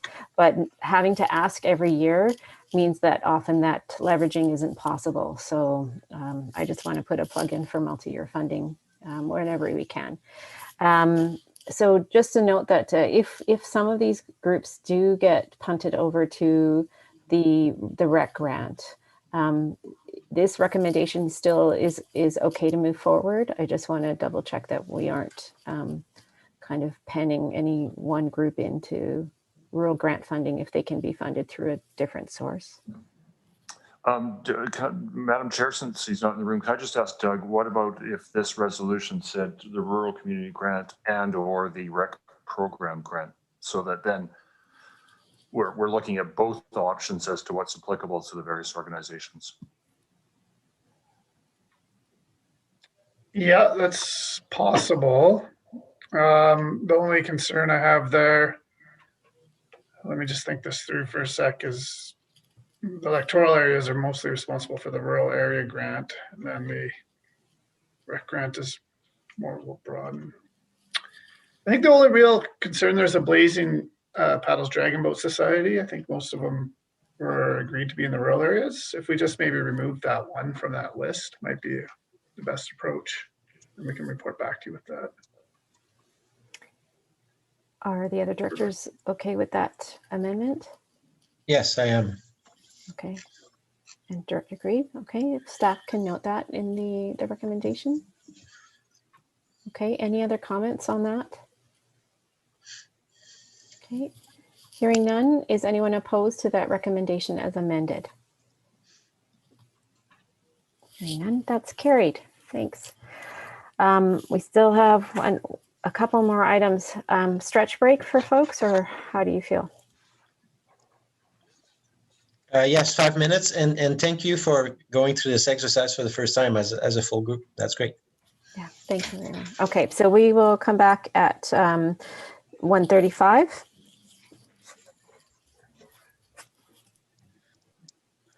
Or do folks need more time for lunch? It looks like 5 minutes is good. Everyone left. Okay.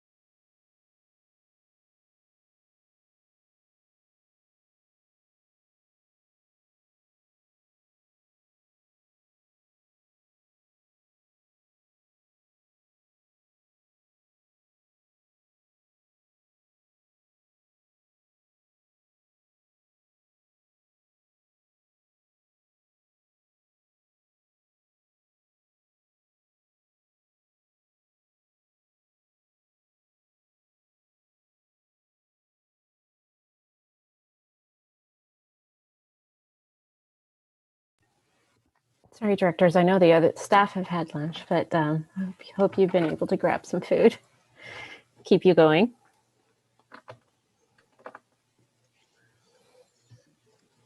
I was commenting, I felt like a teenager because I went downstairs from the director's room, like a teenager comes down from his room and grabs a little bit of food and goes back to his room.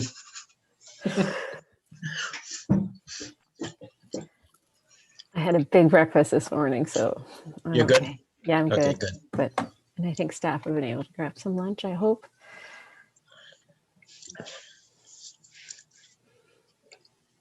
They were gone for half of our discussion. No, just oh, we're still live streaming. Lisa, or let me know if when we're not muted. Well, we're good to go. Thanks. Okay, great. I will call the meeting back to order. We've just got a couple more items left for our Electoral Areas Committee. We've got Director Arbor and Director Greaves' cats, multiple cats. The next item on the list is the Denman Affordable Housing funding options for receipt. Move receipt. Moved. Second. Seconded, and over to staff, please. Thank you very much, Chair and Directors. And Doug DeMarzo is on the line and can provide the summary of this report and answer your questions. Thank you. Through the chair to committee members, the importance of affordable housing and support services continues to be a complex problem. In the short-term horizon, really only appears that housing is on a steep projection here in the Valley, become more and more unaffordable. With yet another housing market is kind of happening over the last 8 months of definitely seeing the hot housing market around the Valley. However, the purpose of this report is to respond to the board direction to present options for funding requests from the Denman Island Housing Association related to pre-development costs for the Denman Green Housing projects, and also address requests from the Denman Community Land Trust Association for a rural community grant. That rural community grant of the latter, the DCLTA, looks at both registration subdivision fees, but also looks at some improvements such as fencing and other things in their grant request to the tune of about $10,000. Staff considered the homelessness and support service function 451, the rural community grants funding, community works funds, and island economic development services when looking at the funding mechanisms. Staff at this point suggests the most appropriate mechanism through which to provide funding to address affordable housing needs is via function 451. One of the key elements of the service success is the expertise of the coalition to end homelessness members in delivering affordable housing, i.e. building partnerships, navigating funding agreements, leveraging homelessness and support service funding with senior governments and agencies such as BC Housing. Denman Island is not part of this service, and part of this recommendation is to consider initial letter to Islands Trust to determine their interest. As you're aware, Islands Trust is the planning authority on the islands and therefore aids in the approval processes to help develop housing with regards to land use, and also with this consideration of possibly entering into the service would further their support for a lot of the homelessness and housing issues that they've already undertaken as an organization, being Islands Trust. Furthermore, BC Housing is responsible for fulfilling the housing's provincial mandate for housing, and both DCLTA and DHA are at various stages of engagement with BC Housing. And this further suggests that BC Housing remains the appropriate mechanism to achieve affordable housing on the islands with all the complexities involved. At this stage, Alana and I are both here to answer some of the more detailed questions you may have around this subject. Thank you, Doug. Do the directors have any questions or comments? Yep. Director Arbor. Yeah, thanks to staff for turning around this report in a short time. And it's just like the rest of the Valley. Absolutely everything that Doug said is true around the affordability, accessibility issues, particularly so on the islands. And I would add one thing that you did put in the report as well, was that we did have success with what at the hospital board we would call innovative financing through the EGDEV function, which led to the hopefully Beulah Creek's hitting the ground pretty soon. And it is a little awkward with the Islands Trust and us. And I'm not sure that myself I would conclude that function 451, 454, 451 is the best, but I do agree that the coalition may be a good partner in all this. So I'll come to something a little more constructive, but I'll get this out of my system first. Is I do worry about creating a situation a little bit like what we've seen with transit, where maybe we would help 1 year with a Hornby or a Denman project, and then the islands would contribute to say function for 51 for the next 20 years without seeing any returns or benefits. So in the staff report, I also noticed that in the recommendation that you say be given to the potential establishment or inclusion of Denman Island in an affordable housing service without specifying that function. So maybe it's the type of thing that could go at the next electoral cycle.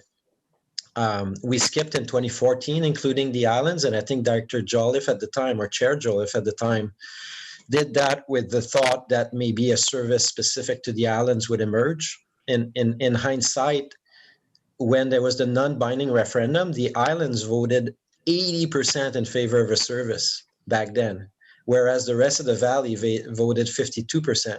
But Director Jolliffe had heard from the community that we did not want to participate in the regional service, and that is still the case.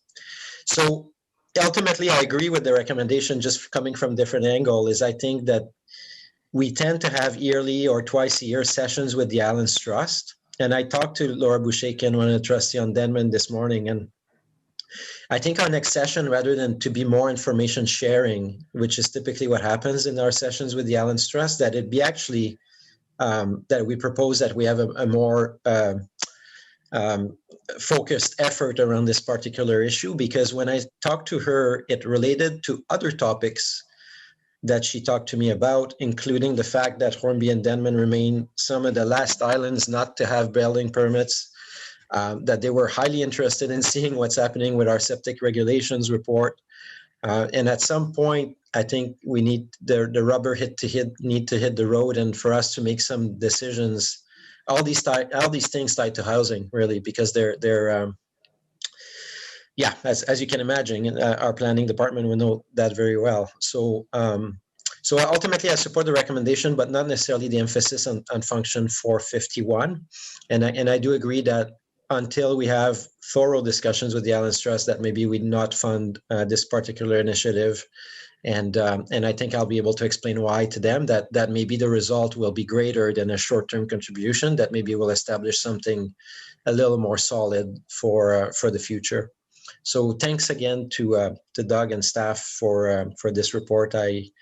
It's a difficult one because I of course I would love to put dollars on the street today, but I think it's the staff is right that let's take the time to build something more solid foundation around the future of our housing support for the islands. Thank you.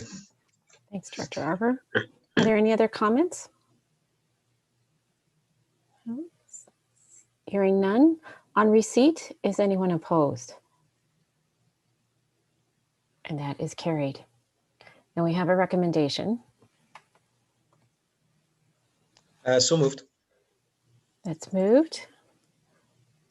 I'll follow Director Arbour's lead and I'll second it. Seconded. Can I That, make, of course, yes. just a quick comment on the recommendation. There was one important piece I was going to add in there, which is that even if we had a service just for the island, maybe they could contract it out with the coalition, right? So I'm saying there might still be opportunities there, but that's the kind of things to explore. So in favor of the recommendation. Sorry, okay, Madam Chair. Great. And I'll just read it out that the funding request from the Denman Island Housing Association to assist with pre-development costs for the Denman Green Affordable Housing Project not be supported, and further that consideration be given to the potential establishment or inclusion of the Denman Island in an affordable housing service to be initiated with a letter to the Islands Trust to review options and jurisdictional considerations. And I think that that does include Director Arbour's comment about how that would happen. Okay, any other comments or questions? All right, hearing none. Is anyone opposed to that recommendation? And that is carried. And the item number 6, electoral area roadside waste collection services. Move We receipt. have our staff report for receipt. Second it. Moved and seconded, and over to staff. Thank you very much, Chair and Directors. We wanted to provide you with a bit of an update with respect to some of the analysis and information generated on this project as we move forward. I've got Christian Weil, External Relations, Manager of External Relations, and Vivian Shaw, Senior Manager of Solid Waste, that will cooperate in this brief presentation to you and answer any of your questions. Thank you, Russell. Through the SAO to the chair, we just wanted to use this opportunity to update the directors on the results of our technical and financial analysis, as well as to be able to confirm the direction to proceed with the AAP prior to the phase 2 communication material arriving at the electoral area residents' mailboxes starting next week. So diving right in. Yeah, this is just a quick overview of the project. As you guys all know, this process started last summer of 2020, where residents were asked whether or not they were interested in this new service. And we had an overwhelming response, a number of responses with over 3,000 respondents, 74% of which were in favor of a regional service. And based on that based on that information provided, the CBRD was able to advance 11 of the 13 to the phase 2 engagement for the introduction of this service. And over the past few months, staff has completed the technical review, and the EASC directors approved the direction to move this initiative forward with the annual AAP process. And lastly, we've been able to further refine some of those original cost estimates. Next slide. So this is the proposed service levels. Proposed service, starting with the service level. Based on the consultation feedback, the proposed service would include the garbage collection once every 2 weeks, with 2 cans included in each pickup, and recycling collection every 2 weeks with unlimited collection, and then additional seasonal pickup of yard waste once per month from March to November, with 6 containers per collection. And we were able to further refine the costing. So through a thorough analysis of the operational requirements and market conditions, the estimated costs that the CBRD to deliver this roadside service for garbage, recycling, and yard waste is estimated between $200 to $250 per year. So for greater clarity, this fee would replace the existing costs that residents would currently pay to manage their waste, either through landfill tip fees or private garbage collection service. And would provide one easy disposal option for all residents. So the original cost estimate of the 150 to 250 was provided to the public during the first phase of engagement based on a jurisdictional scan of municipalities and regional districts offering similar service within British Columbia. As part of the phase 2 preparation, we conducted a much more thorough financial review, taking into consideration all aspects of the operations, including the collection costs, hauling costs, processing costs for recyclables, tip fees for yard waste and garbage, support services, and healthy contingencies for potential unforeseen costs, such as additional recycling volumes beyond what's anticipated, and potential legal costs related to procurement. Based on our analysis, we felt that the 150 was a bit light. It would be prudent to be transparent with our costing as we go into the AAP. Hence the rationale to refine that cost estimate to the 200 to 250 range. We also just wanted to use this opportunity to highlight, as noted in previous meetings, there is an opportunity to join the Recycle BC network for the collection and processing of recyclables, which would result in roughly a $40 per household per year rebate. But under the current guidelines, there is a 2-year waiting period to be onboarded to this program. And we're continuing to work with Recycle BC to see if there's any way that we can get this waiting period waived. And we're going to be commenting to the ministry to request that the proposed criteria be modified to allow for participation of our new proposed service, provided that it passes the upcoming AAP. For a number of reasons, but specifically, a number of the residents in our adjacent neighbor municipalities, so Courtenay, Comox, Cumberland, and Royston are already all participants of the Recycle BC curbside program. And available curbside recycling subscription services right now is really limited, resulting in only, by our best estimate, about 5% of residents having access to this service. And delaying this launch of the curbside recycling by 2 years will not support the diversion efforts of our CVRD, nor the Recycle BC's goal of capturing all of the regulated materials that's sold into the market. And more importantly, private Recycle BC depots in the town of Comox and the city of Courtenay have struggled to meet the demands of customers as diversion has increased. And with the anticipated closure of the second unstaffed depot in the CVRD on July 1st, which is currently run outside of the Recycle BC program, this will add additional pressures to those depots and also our Recycle BC depot at in Cumberland. So long story short, we may be able to trim back those costs a bit further, but based on the current situation and without the Recycle BC rebate at this point, which is not guaranteed in years 1 and 2, the refined cost of $200 to $250 a year is a more conservative number that staff is comfortable providing to the public as we go into the AAP. So that takes care of the cost component. So a lot of what we heard from the consultation is the need to clearly identify who's in and who's out. And based on that, we came up with the following exclusions and exemptions. Just for clarification, so exclusions are properties that do not qualify for the service as it doesn't meet our definition of a single family dwelling for which this service is intended for. So that includes your vacant land, apartments, condo buildings, ICIs, mobile home parks, and recreational vehicles. And then exemptions are the properties that do qualify for service, but they do have the option to opt out of the service. So here at the CVRD, there's many properties within the electoral areas that are zoned for farming as well as agricultural and resource use. And we recognize that they play an important role in our community, and those property uses can vary greatly on agricultural land, which may result in varied amount of waste that's generated on the farm depending on the type of operation. So for that reason, farming properties with dwellings on them have been included, but if a resident thinks that their farm will generate too much waste, and they want to combine managing their household waste with their farm waste, these properties can request an exemption.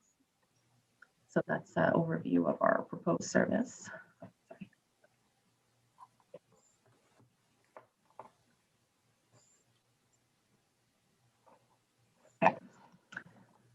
Okay, so as we go into phase 2 engagement, rather than the consultation that was originally planned in order to meet the AAP deadlines, we'll be sending out letters to all the EASC residents in the proposed service area with a letter outlining the information sessions leading up to the AAP process.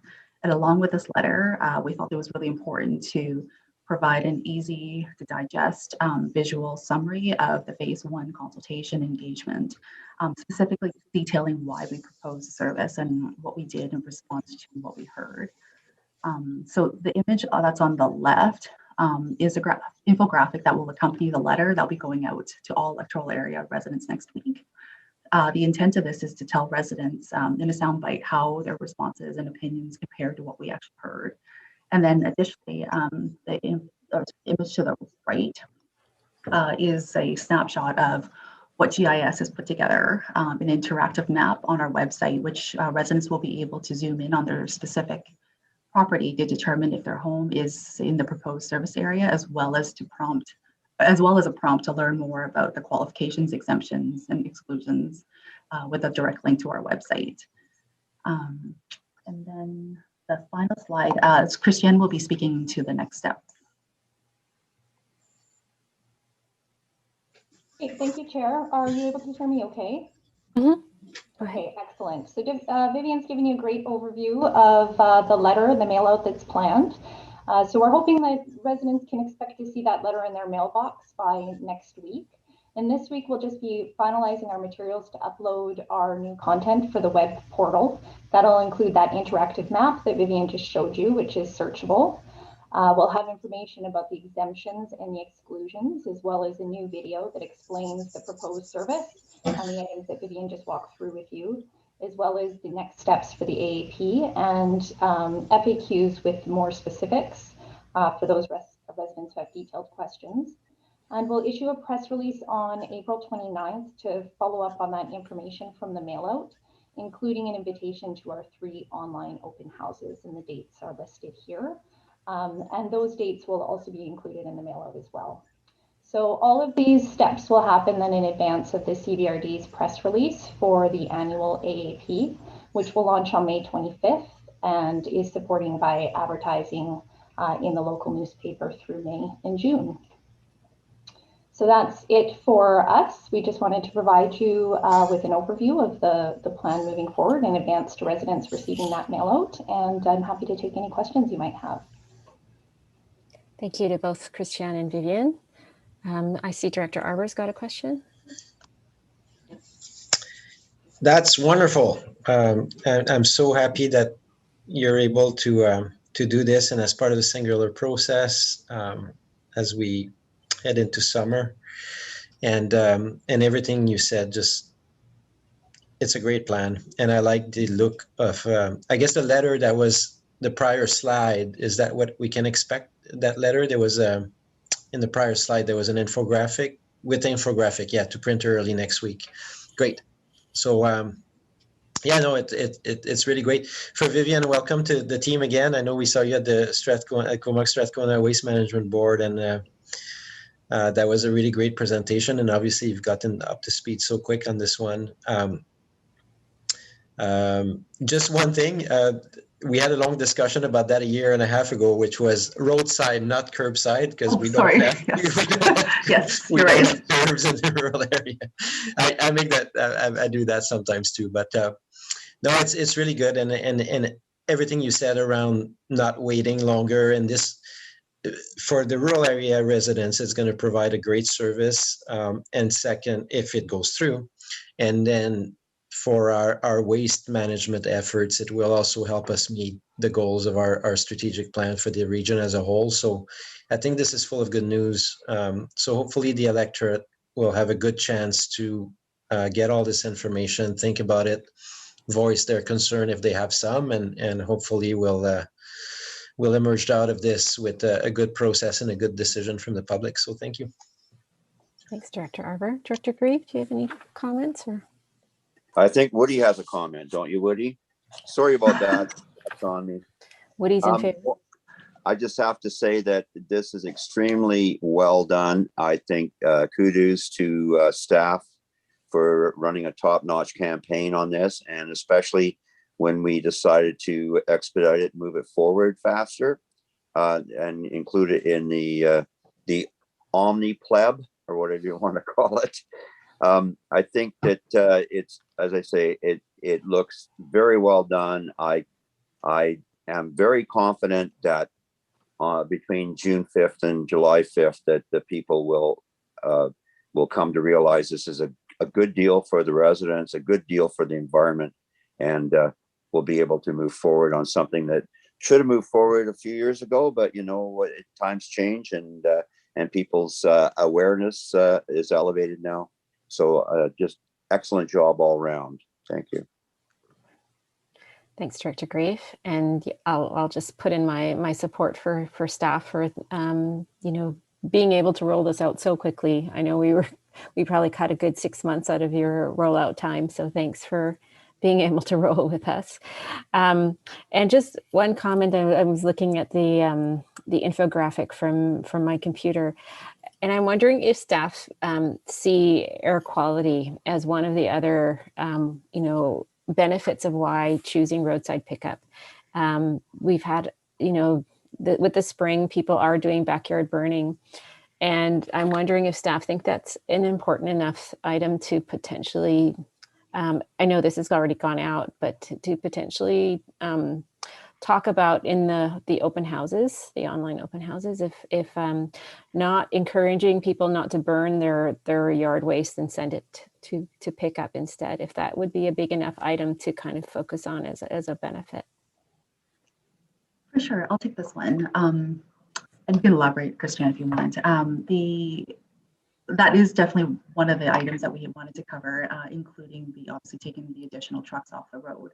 And in trying to capture all of that, we reduced it down to the very bottom icon, the reduce environmental footprint, to kind of capture all of that, including the greenhouse gas emissions. So we can definitely elaborate on that in our our information meeting, but that's intended to capture everything.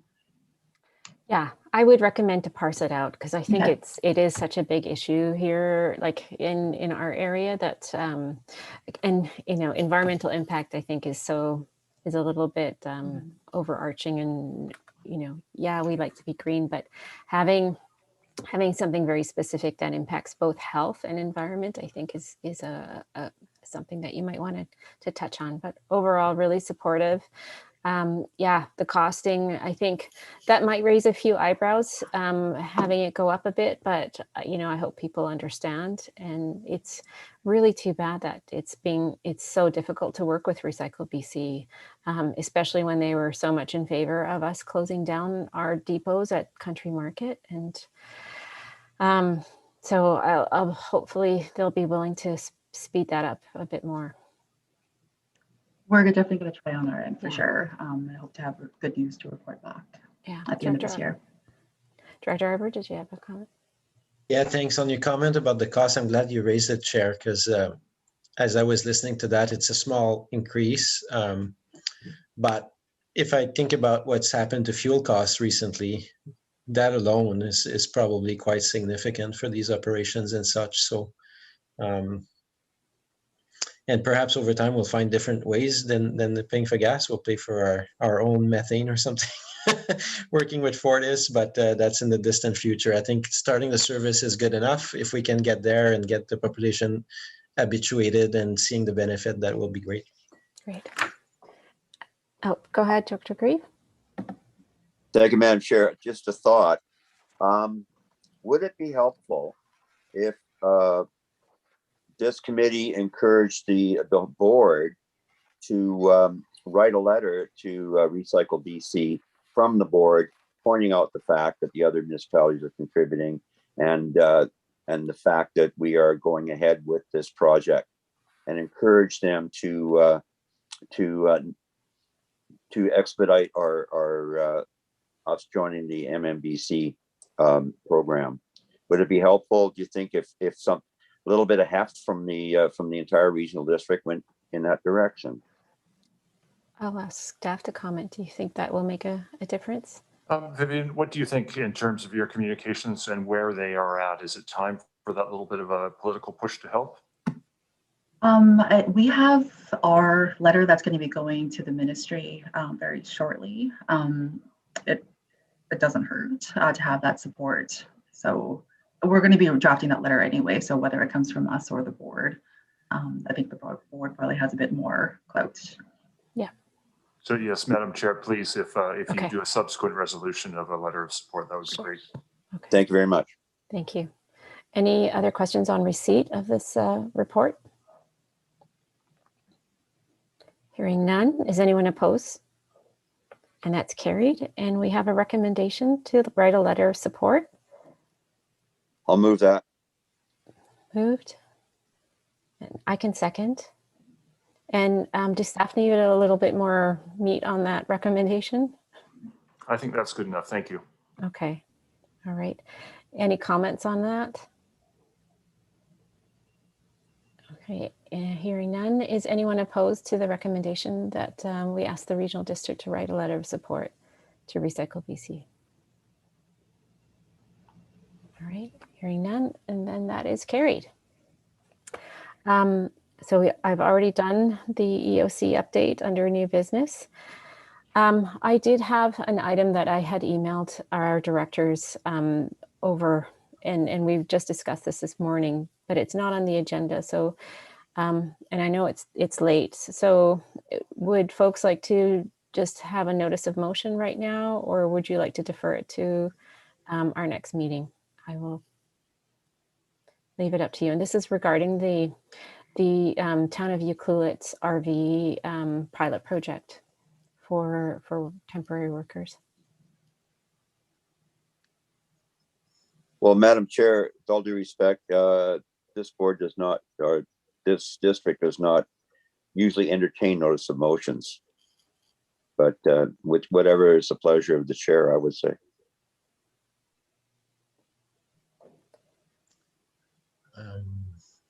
Is there, maybe asking the chair and staff, is there another way to go about it than a notice of motion? Perhaps this is a perhaps a letter from our chair to us, or a short paragraph with a request, because I'm not sure what the motion would speak on, whether it be to ask to adjust our bylaws or just to investigate the matter further or whatnot. So today, deferral, or maybe between now and next meeting for us to get a letter expressing interest in that initiative that's happening in Ucluelet. Madam Chair, do you want staff to help you to craft a letter from you to the EA for the next meeting Sure. that makes that request? Why don't we do that? All right. Thank you. Okay. Edwin here, just would this be strictly an EA request then, or would this not be a greater board? Yes, I think you're right, Director Grieve. It might be a greater board, and we'll work with Director Hamir to bring that forward either to the EA or the board as appropriate. Once we kind of dig a little deeper into what the ask or what our involvement or what the work would be. Very good. Thank you. Thank you. Thanks, everyone. I don't see any other items on the agenda. I'll entertain a motion to terminate. I'll make that motion. I'll second. Moved and seconded. Anyone opposed? And that's carried. Thank you to everyone. Thanks to staff for staying